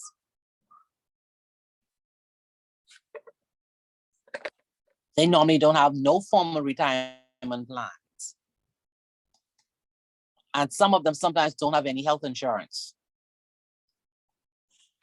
So the National Insurance Board, as you know, is established under the Act of 1972. Retirement pension is the most costly benefit that NIB offers. So in 2016, reserves stood at 1.7 billion, and that was down from 1.725 billion at the end of 2016. Now I'm taking this from the last annual report that they had. That's the date.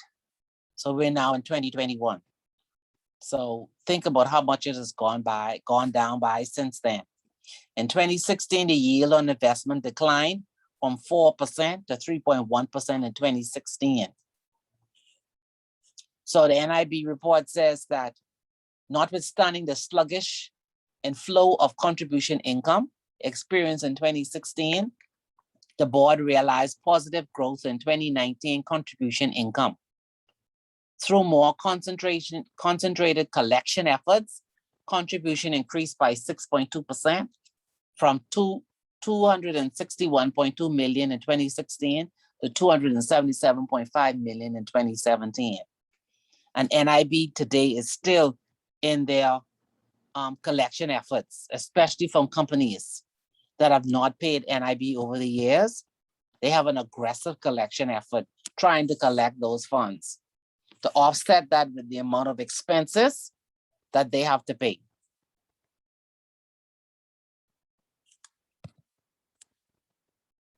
This growth in contributions is attributed to the July 2016 ceiling increase and to improvements in NIB compliance efforts. So you see where it says that collection efforts and the contributions increased by 6.2%. That came from the efforts they made in trying to put a lot of these companies in court to collect the NIB benefits, but it also came by increasing the ceiling in order to continue paying out the funds that NIB has to pay out. NIB established a more robust installment agreement regime while adding an additional 23 inspectors in mid-2017 to ensure stronger compliance with timely payment of contributions by employer on behalf of the employees. And so these inspectors actually go on site to speak to these companies to advise them on their installment agreement plans and to make sure that the payments are being made and being made on time. One of the issues persons have when they come to claim for NIB is to find out that one, the company, they find out that contributions have not been paid for them in certain years. And then they cannot go behind these companies because the companies no longer exist. And these persons are finding themselves in a quandary because then they don't have the sufficient contributions in order to get the benefits that they need. So let me ask you all, have you all actually checked your benefits to ensure that your employer has been paid all of your benefits on time and there are no gaps? I recently discovered that I had I think about a 6-month gap with my employer. And what did you do? You went to HR? Yes, I did. And And they brushed it off. It was, oh, we sending it in. It's a big company. and But eventually I went for a letter of good standing. And I eventually received the letter. So I presume that my alarm prompted them to do what they had to do. yes. Okay. So now the next issue with that is your employer may have sent it in. Now, NIB has to key those things in from every employer, from the whole Bahamas. And so that's why it's always important that you check, because sometimes it is the employer that didn't send it in, and sometimes the employer did send it in, but it's not keyed in the system as yet, and you don't want years to go by. How do you check that? Sorry. Just call in the NIB and say you want to confirm your benefit. You need to make sure. You cannot wait until you retire. You have to check. So benefits accounted for 84.5% of the fund's expenditure in 2017. 84.5% of benefits. So you can imagine what it is like now. As expected, the 2017 benefit expenditure exceeded contribution income as the amount paid to pensioners increased by up to 3.1% in 2016. And benefit payments for the year totaled 286.5 million compared to 275.2 million in 2016, an increase in 11.3 million or 4.1%. Now, you know, in the earlier years, they were always complaining and saying that the government was spending the NIB money on low-cost housing. So now you're not even looking at just low-cost housing. You're looking at the amount of benefits that NIB had to pay out when persons were not working. You have hurricanes. You have improvements on the island itself. And now you have COVID-19. What do you think the impact is on NIB?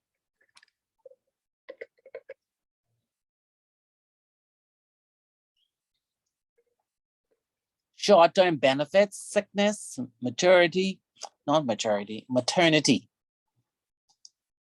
funeral and unemployment, they totaled 36.4 million, and that was up from 35.7 million. Industrial benefits decreased from 35.3 to 31.7. Why do you think industrial benefits decreased? What do you think is the cause of that?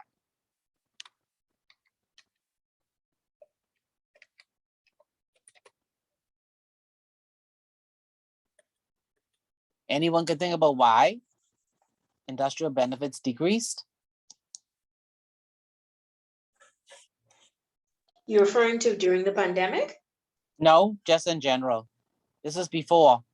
This is in 2017, 2016.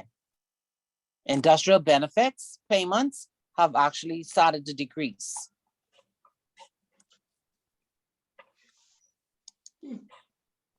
No? No. Health and Safety Act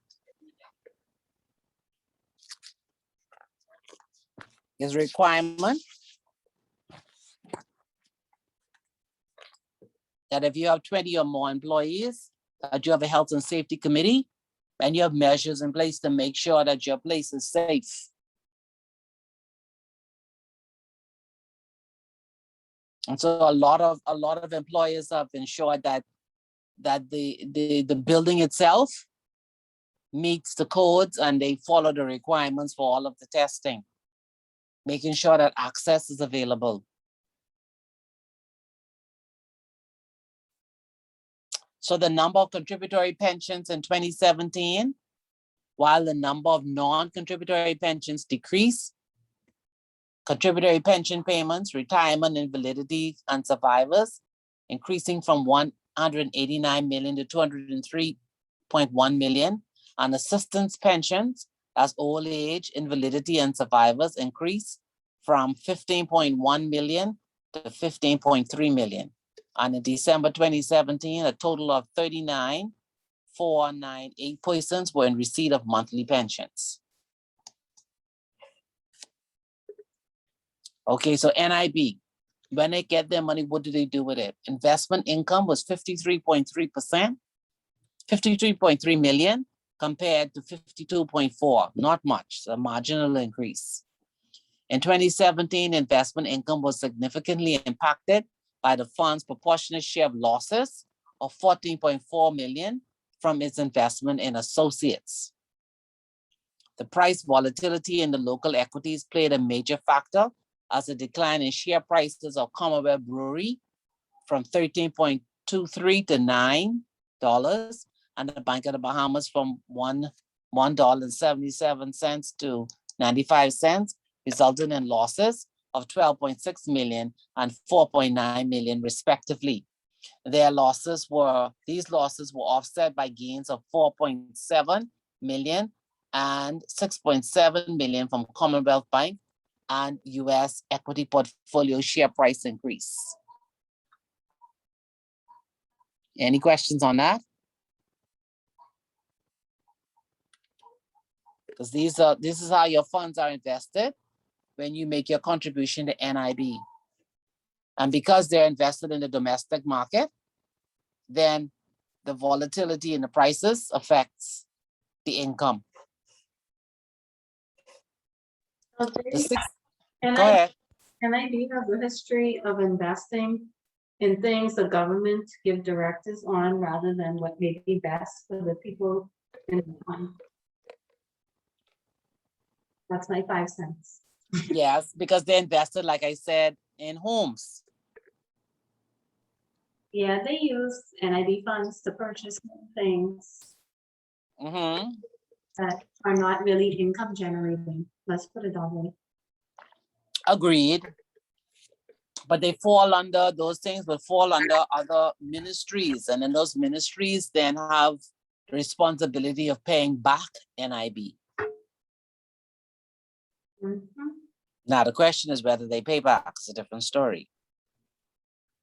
And all right. Interest. No, but it's something to think about, because when you're advising retirees, you have to put in your mind, without saying certain things to them, without them getting alarmed, that they may not be paid.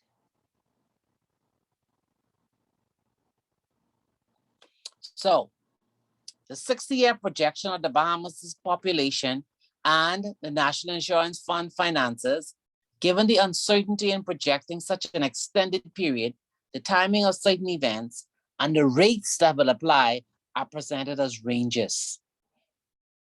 Contribution income will never again be sufficient to meet total expenditure. Did you hear that? The contributions that you are making will never be sufficient to meet total expenditure. Total expenditure will first exceed total income between 2017 and 2022. Where are we now? And 2021, on the verge of 2022. So they're already telling you that expenditure would exceed income by next year, but no one anticipated COVID-19. It says the fund will be depleted between 2028 and 2033. Again, we didn't anticipate COVID-19, nor Hurricane Dorian. The pay-as-you-go rate, or the rate required to produce just enough contribution income to meet total expenditure when the fund is depleted, will be between 17.5% and 18.2%. The pay-as-you-go rate in 2071 will be between 23.2% and 32.2%.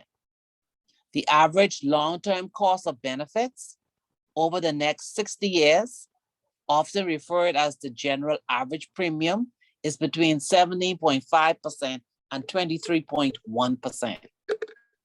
And these results indicate that the fund is not financially sustainable over the long term with the current benefit provisions and contribution rate.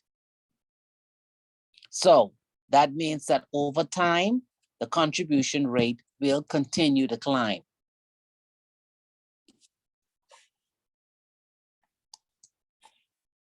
So people like Kevin will have to pay more. People like whom? You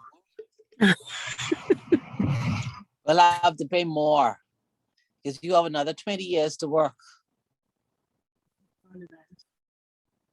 So you're gonna have to 20 to 25 years, you're gonna have to contribute much more. But the salary So- ain't going up though. That have nothing to do with salary going up. Don't forget now, we are very highly paid, in inverted commas. Okay. They're highly paid. Okay, so the 9th actuarial report from NIB made some recommendations. It said, to enhance benefit coverage, it requires contributions from all employers for workers with 2 or more jobs so that future benefits can be based on their regular combined insurable wages. So this is what the actuarial is proposing. All those persons who have 2 or more jobs, they need to pay NIB on their 2nd and their 3rd jobs. You agree or disagree?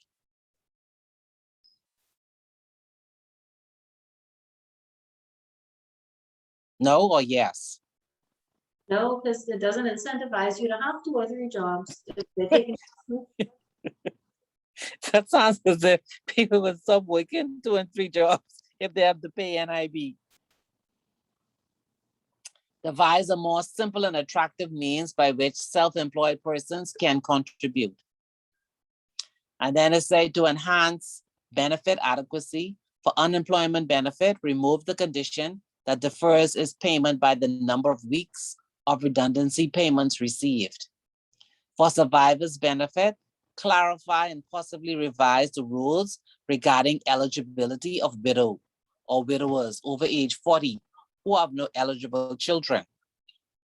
And for pensionable civil servants, revise the method used to calculate average insurable wages for pensions so that it will take less than 40 years to obtain the maximum benefit once they start contributing on full insurable wages in July 2013.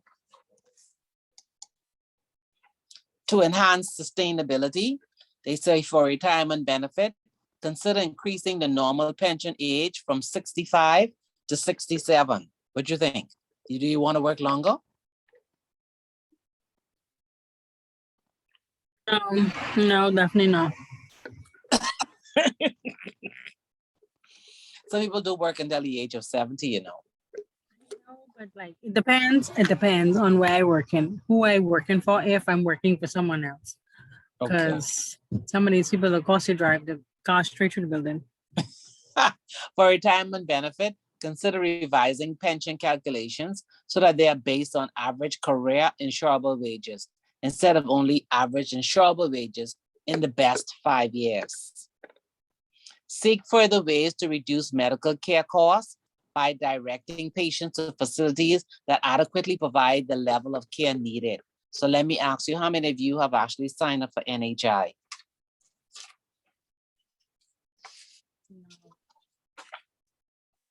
Sounds like none. I got NHI from the day they rolled out. Wonderful. I know Kevin doesn't have it. She didn't do it. No, I don't. I don't. No. You have to get on the bandwagon now. Introduce a meaningful penalty for late payment of contributions. Insist that any new or expand. Go ahead. Wouldn't having NHI, you can have NHI on your other coverage from your employers? Yes, yes. Okay, because I thought, okay, I was under the impression that if you thought that. Okay. Mm-mm. Insists that any new or expanded benefits to be financed by NIB be fully funded with new contributions or transfers from the Bahamas government. Increase investment diversification by setting 2 key 10-year asset mix goals: overseas investments to account for at least 20% of the fund, and Bahamas public sector securities to account for no more than 50% of the fund. So you see the actuarial is actually asking for the investment to be a mix between domestic and overseas, because right now the majority of it is domestic. So contribution rates are more than doubled. At current contributions and payout levels, NIB will not be able to meet your share of benefits in the future unless the pension system is reformed. So the question you ask persons who don't contribute towards NIB and who are just waiting to get their NIB is, can they live off $333 per month? The benefits are awarded to insured persons who meet prescribed contribution conditions. Assistances are awarded to needy Bahamian residents who do not qualify for a particular benefit, and only after the application of the test of resources. The monthly rate of payment for the long-term benefits, that's invalidity, retirement, and survivors benefits, varies depending on the total number of paid and/or credited contributions, from a minimum of 15 to a maximum of 60% of the insured person's average weekly insurable wage or income. The National Insurance Board provides 7 general benefits, 5 industrial benefits, and 4 assistance packages. The general benefits include retirement, invalidity, survivors, sickness, maternity, funeral, and unemployment. Industrial benefits is injury, disablement, death, funeral, and free medical care. An assistance package is old age, non-contributory pension, invalidity assistance, survivors assistance, and sickness assistance. So the weekly rate for the sickness benefit is 60% of the claimant's average weekly insurable wage or income. Invalidity benefit is a payment made to eligible insured persons who have been certified by a medical doctor to be permanently unable to work as a result of illness that is not job related. A person suffering permanent incapacity as a result of a job related illness should claim disablement benefit. The rate of payment ranges from a minimum of 15% to a maximum of 60% of the insured person's average weekly insurable wage income. So if you look in your package from Miguel, you should see the leaflets from NIB on all of the benefits that they offer. So look at the one that says invalidity. If you could find that in the things from Miguel. Looking in mine now.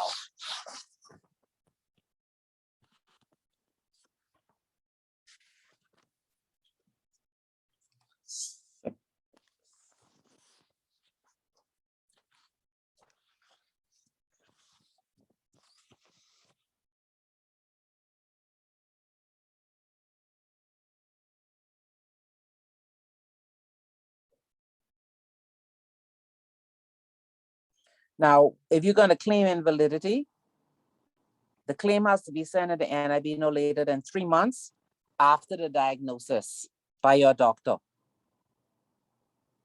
Claims for sickness or invalidity submitted after the 3 months will be summarily disallowed.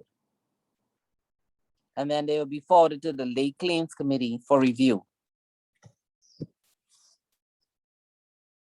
And if you submit a late claim, then you have to provide an explanation for the lateness.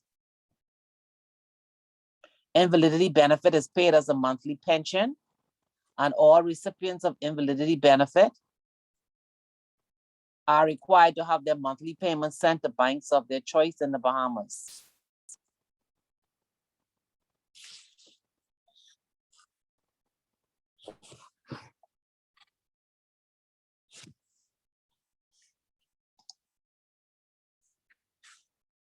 So you should also have a sheet there that speaks about contributions. Employed, self-employed persons, including pensionable civil servants, and how much they contribute. So you know that you contribute 3.9%, the employer 5.9%, and the total is 9.8%. Employed persons 65 years or over, not in receipt of retirement benefit, they pay the same amount in terms of contributions to NIB.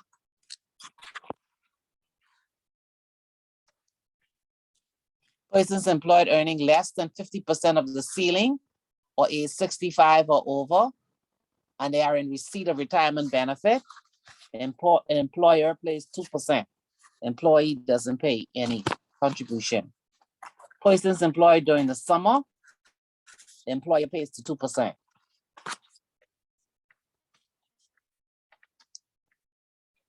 Voluntarily insured person, they can contribute 5%. Self-employed persons who are not in receipt of retirement benefit, 8.8%.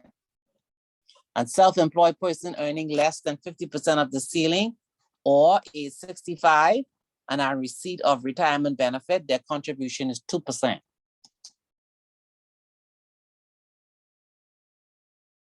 Persons remunerated by tips and gratuities, insurable wage, the total is the same as any person paying at the ceiling of 9.8%. Employee 3.9, employer 5.9. Gratuities is 9.8%. The ceiling on insurable wages is weekly $710, monthly $3,077. For pensionable civil servants, the weekly insurable wage is up to $110. And that covers short-term benefits and pension. Pensionable civil servants' weekly insurable wages in excess of 110, they pay 5.25% in total, 2.2 for the employee and 3.05% for the employer. So monthly payment made to insured persons who have either retired from gainful employment or who have attained the age of 65. The full benefit is paid from age 65, but persons have the options of retiring from as early as 60 with a reduced benefit payment.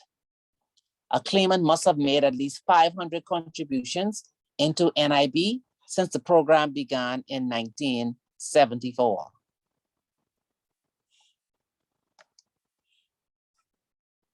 The weekly rate for the maternity benefit is 66 2/3% of the claimant's average weekly insurable wage or income. To qualify for the payment, the woman must have paid at least 50 weeks of contribution over the course of her work life. A woman who does not have the required contributions, but whose husband has paid sufficiently to meet the conditions for the maternity benefit will be awarded the grant. So that's the next question you need to ask these young people when they get married. You have to make sure their contributions to NIB in order to qualify for the grant. So Keva, are you going to try one more time for the grant? You have to get one more, last chance. Yes or no, maternity? No. No, there's no more apples on the cherry tree. Oh God. You can tell me about it. Listen to me. I have a boy and a girl. What else is supposed to get? You nothing else to get. Now, I know they don't update these leaflets on their website because it says here maternity grant is a one-time payment of $465 made to a woman whose pregnancy results in the birth of a live infant. So that's the one-time payment. I thought that amount changed. That's what I'm saying. That's what they still have on their flyer. Hold on, let me see if they amended it. I got that back when Well, I didn't. I get my first 250. child was born. I get 250, so I know I didn't get that. I got $250. That couldn't buy anything. Hold on, let me just double check and see if they changed this benefits and assistance. Penda, you know what it is now? Unfortunately, my son is 13. So no, I Well, how don't. much did you get? You can't remember? I know it gets spent on formula. But how much was it? I'm looking now. Let me see. Latest brochures. They say pension payments, contribution table, unemployment, survivors benefit. Maybe they're the only ones they change. Hold on, let me see. I'm trying to see if they change it. Because they don't change these things. No, that's survivors benefit. And that's not that one. I don't see it.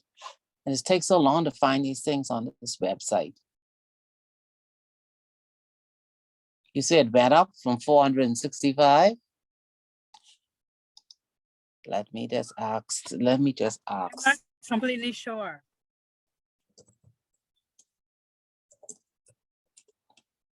Hold on, I'm doing a search. Okay, I'm about to hit the brochure. Let's see what it says. Maternity benefit. Here we go. No, it says the same thing on the website, 465. Hasn't changed. Not on this. I can find out though and let you know for next class. But you all not interested.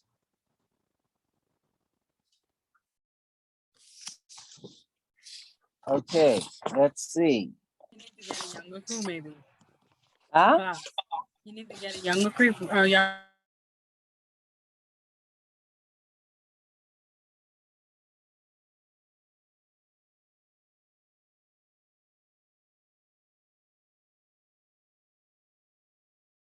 How does that work?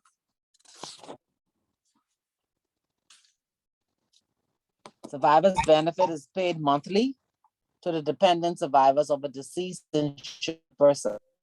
Survivors must have been dependent on the deceased at the time of his or her death. So all y'all independent people, think about that. Okay, hold on, let me look for survivor's benefit. Hold on, if Oh, I don't get it, huh? I work and I'm not a housewife, I don't get survivor's benefit.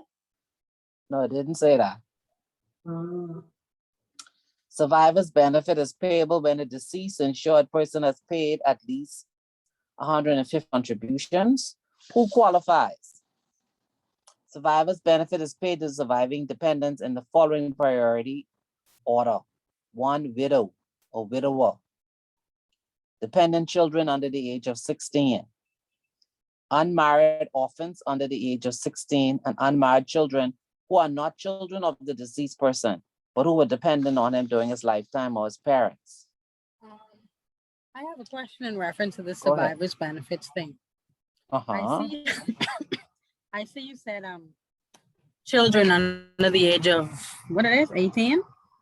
16. Under the age of 16.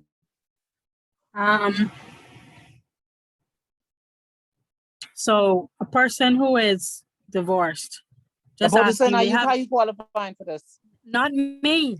I'm talking about children. I said children. Oh, okay, children. Okay. Not me. The children. Who would apply for them? Let's see if they say. I think I read that in here somewhere. Not but the children, but the spouse. Dependent children of the deceased insured person are entitled to survivor's benefit, provided that they are unmarried and are younger than the age of 16, or So, older than 16, but younger than age 21, and receiving full-time education, or they're right. invalids. Understood. But you have children, they're under the age of 16 or 20, under 21 in school, and you're divorced, but their father, mother passes away, and you have the children. Who, first of all, who applies for the children underneath the age? Whoever's guardian of the children. Okay, and then suppose you go there and you apply and it's no longer there. What do you mean? Suppose you go there and you apply and it's no longer. Let's just say that that person had a surviving parent and the parent decided to go and take it, knowing that this person has underage children. Oh, but then they have to pay it back. Yeah, okay, Yeah, next. but whatever assets, This is the problem to court. you'll have to take them to court. Because then the question is whether or not it was the fault of NIB, or was it that the person sought to deceive, the defraud NIB?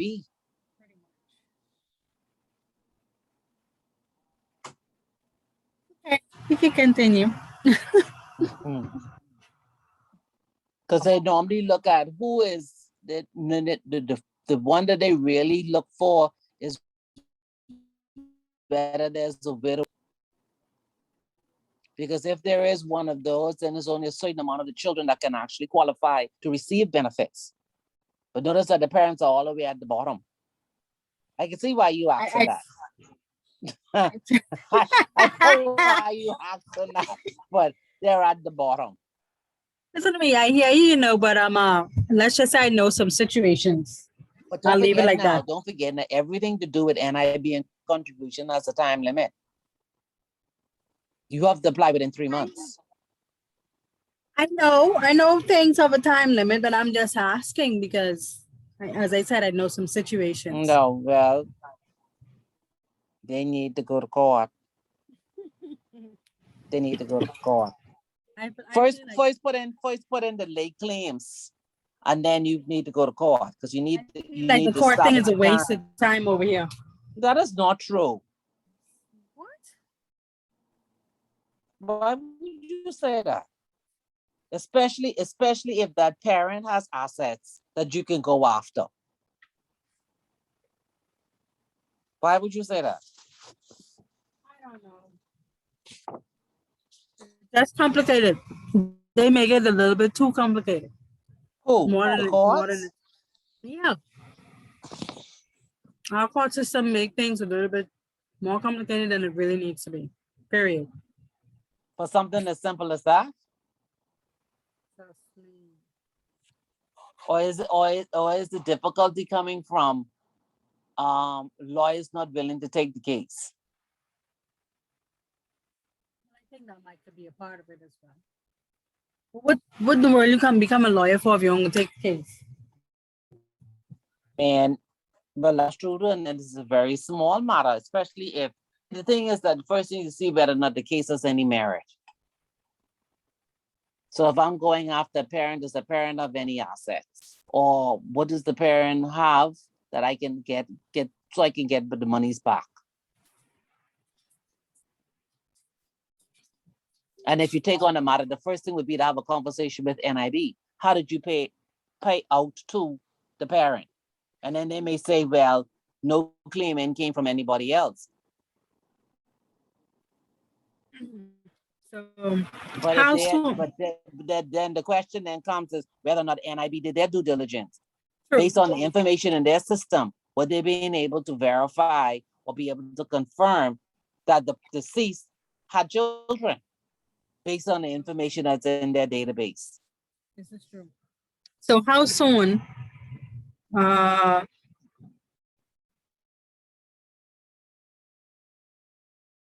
know you say But how soon can a person actually go there and apply?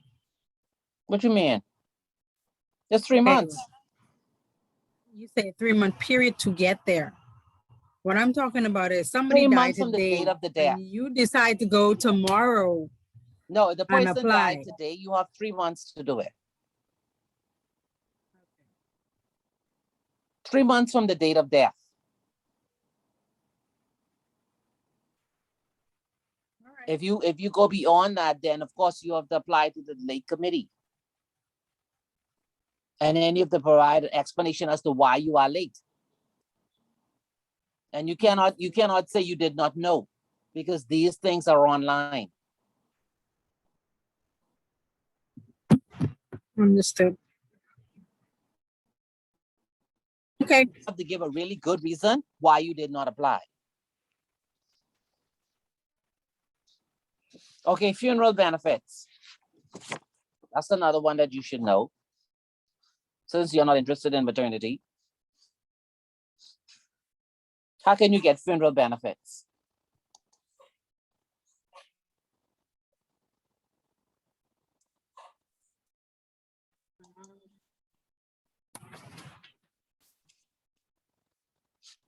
Produce the death certificate of the person. Mm-hmm. And what else? It ain't just a death certificate now. The cost of the funeral. Oh, okay. Yes. You need the estimated cost of the funeral. So they would pay the check to the funeral home. Yes. Now, in the papers today, a funeral home advertised their prices. Yes, it's in the papers today. 3,000 and something was the lowest amount. That was for cremation, eh? Was it for Sounds about, cremation? that sounds about right. Yeah, that was for cremation. So all those bodies in the morgue, you can see why.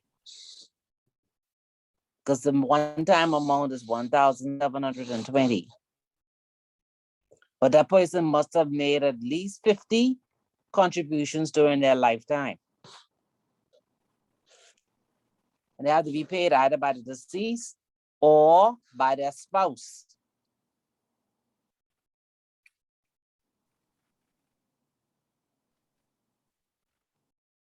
Now, They put it if you, up. what, Used the to be 1720? Yeah, it used to be 1,500. Yeah. Okay, so it's 1720 now. You may have to produce a marriage certificate.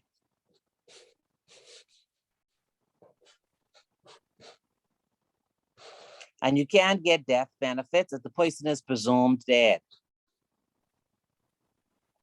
You have to wait for the court to declare the person dead if they're presumed dead. Like in the hurricane, the court will have to declare that person dead. Now, for funeral benefit, you have up until 6 months to make a claim.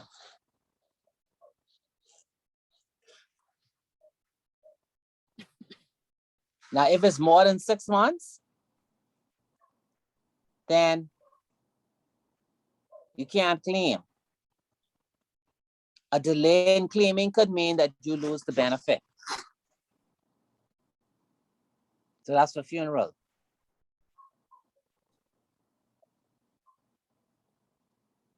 So the person who's entitled to the funeral benefit is the person who paid or is responsible for paying the funeral costs. And that includes both the burial and the ceremony connected with the burial. So they say in an example, they say, in the case where the deceased was lost at sea or committed to the sea, it may be that there is no cost of burial, but the claimant may have incurred expenses in connection with special ceremonies or provisions of a memorial. The next example is where a destitute insured person dies, leaving no relatives or friends. A public authority, for example, the Ministry of Health, may have to arrange for the burial And if a claim is made by the relevant authority in these circumstances, it will be accepted. So like all those persons who are in the morgue and no one comes to collect them and the government then decides that guess what, they're going to cremate them, then the government will take the 1720 to defray the cost.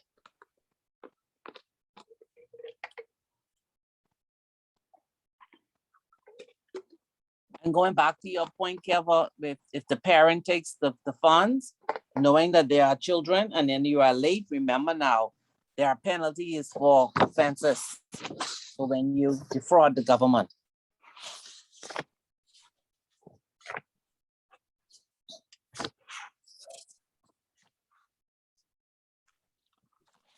I said in the, okay, so you have, okay.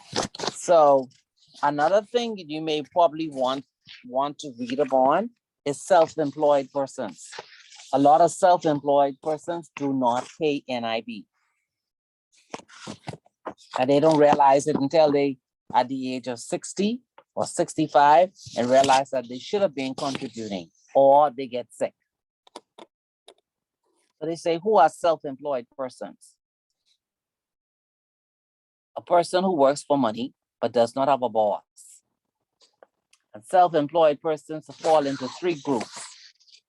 One, individuals such as contractors, farmers, barbers, hairdressers, shopkeepers, tailors, dressmakers, doctors, lawyers, accountants, artists, transport operators, and members of professions in independent practice. The second group are agents who may have more than one job and who are paid by commission or fees or who share in profit. And the third group are married person who is a partner or who works for or with his or her spouse. Also grouped as self-employed are the Governor General, the Prime Minister, Cabinet Ministers, members of Parliament, and senators. All of those are self-employed persons.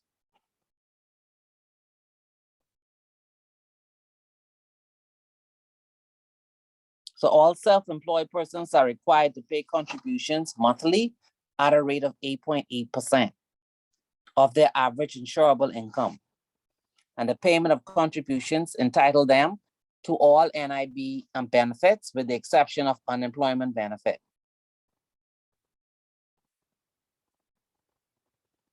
And they're required to pay on time. If a self-employed person, self-employment ends before the end of the year, the self-employed person must inform his nearest NIB office. And should he not do so, the account will remain open and contributions will be expected. If you are a self-employed person, you sustain an injury while working, you have to complete the B44 form detailing the accident. And this form, along with the B72 form, which is the claimant's authorization for NIB to obtain medical information that may assist with the accident approval process, must be brought to the nearest NIB. So even though you're self-employed, you can still claim for industrial accidents.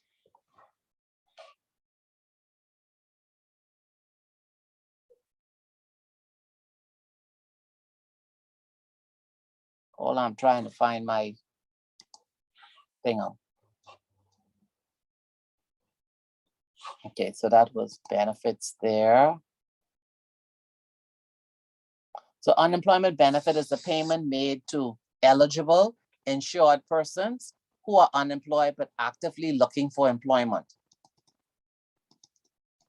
And you know the government has paid out a lot for unemployment. It is paid at a weekly rate of 50% of the unemployed worker's average weekly insurable income, paid so long as unemployment continues for a maximum period of 13 weeks. The rate of assistance payment is fixed. These have been increased from time to time and will, like other pensions and payment, be increased every 2 years to reflect or absorb any increases in the cost of living in the country. Disablement benefit is paid as a percentage of the injury benefit and is based on the degree of disablement caused by the industrial accident. Disability is assessed by a medical referee and is expressed in percentages. For disablement assessed at between 1 to 24%, a grant of $100 is paid for each percent of disability. For disablement assessed at 25 to 100%, disablement is paid at both a one-time cash grant and periodically as a pension. For example, a lump sum grant of $500 and a monthly pension is paid where the disablement is assessed as between 25 and 66%. A grant of $1,000 and pension are paid where the disablement is between 67 and 100%.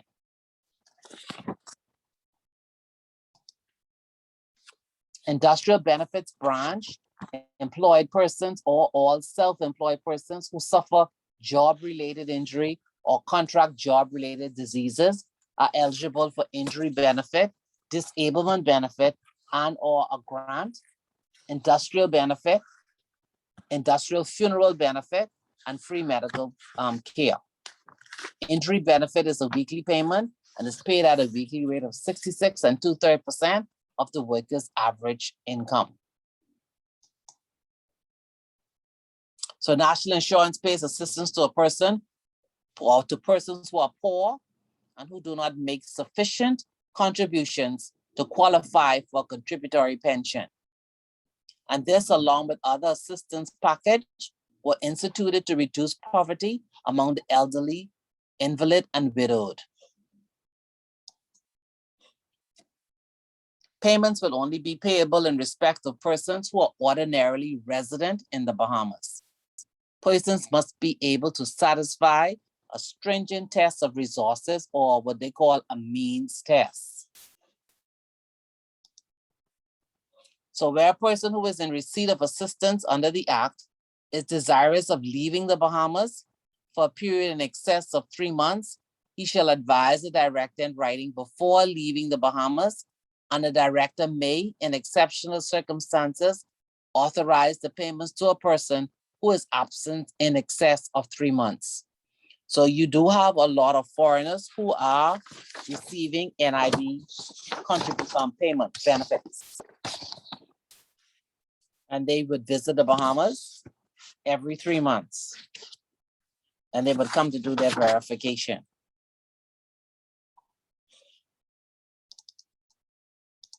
So next week, we're going to continue on from slide 59, but I have a question for you for tonight. How much do you think it would cost for nursing care? Remember, I said to you, and I think in the first set of slides, I was saying that sometimes you have to pay a caregiver. How much do you think nursing care costs?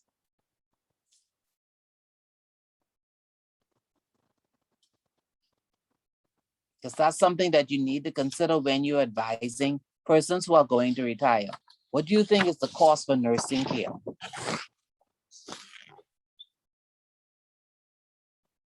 In my thought process, I would think it's probably around the same amount that you would pay for your child's college, depending on what they're going to study. Okay. Now, how much is that? I don't know, average, I don't even know the average 4-year thing is now. 200, maybe more, $1,000, depending on Yep. how long you live. Yes. Okay. So in this article, it says, it asks the question, if you have $730,000 for nursing care, you're set. People with dementia, especially Alzheimer's disease, often live for years after reaching the point where they need 24-hour care, leaving families in an emotional, financial, and logistical quagmire. Randy and Mary Crump of Hampton, Connecticut know this all too well. Randy's mother, Janice, just passed her 97th birthday in her $13,000 a month nursing home room. She was diagnosed with senile dementia about 4 years ago, and her care since then have totaled about $400,000, which depleted her savings and about $100,000 of the couple's income.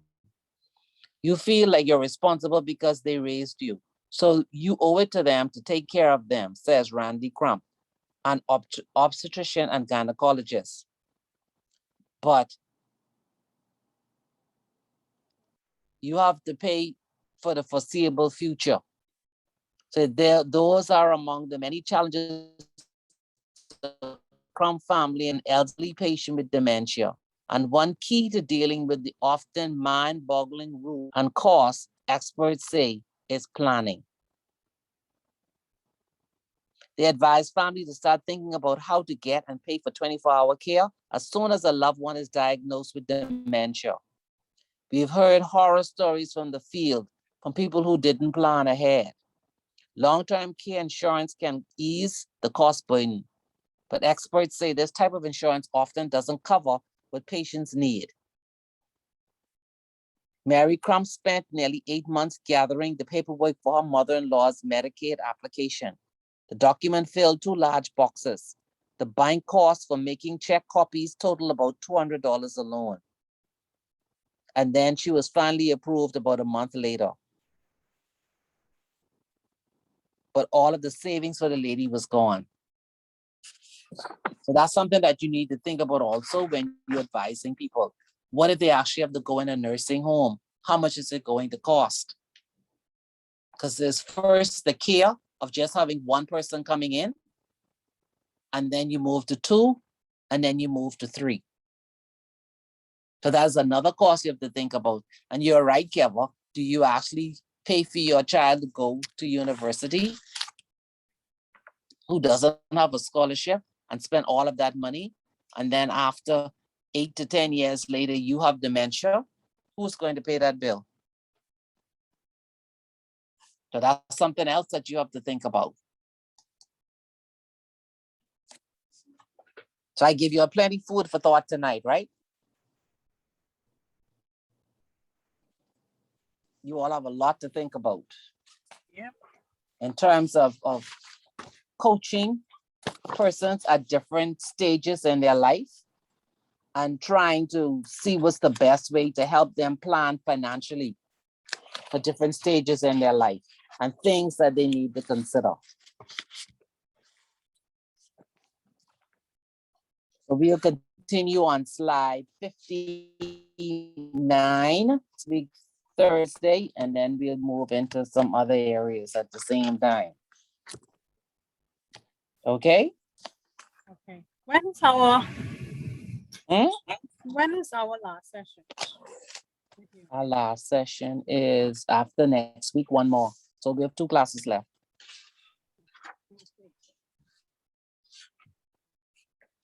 I think the schedule says 1, but That's why It's I 1 or asked. 2. Don't forget that we didn't start on the date that's in the schedule, you know. What date you have in your schedule? let me see. You have the 29th of July.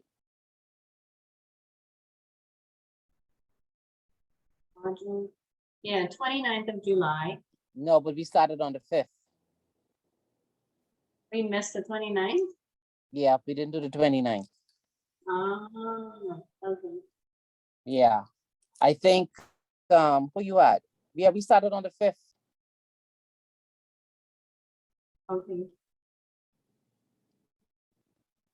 The 5th, the 12th, it is the 19th. So we have the 26th and the 2nd. You have the day for your exam as yet? Yeah, the 25th of September. Okay. Getting there. Yeah. Yeah. So we'll finish pension and then we'll move into some of the other areas. And then, because by the time you finish this, you should be able to really, really advise people. You've covered practically every topic. And all you have to do is just take your time and formulate how you're going to present it based upon who you're advising. So like I say, this can be applied to not just professionally, but people in general.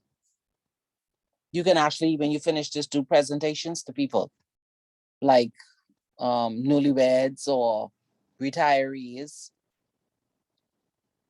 because you'll be certified. So think about it. Okay. Yes, ma'am. Sounds good. Sounds good. Yes. All right. So next week it is. All right. All right. Okay. Thank you and good night. All right.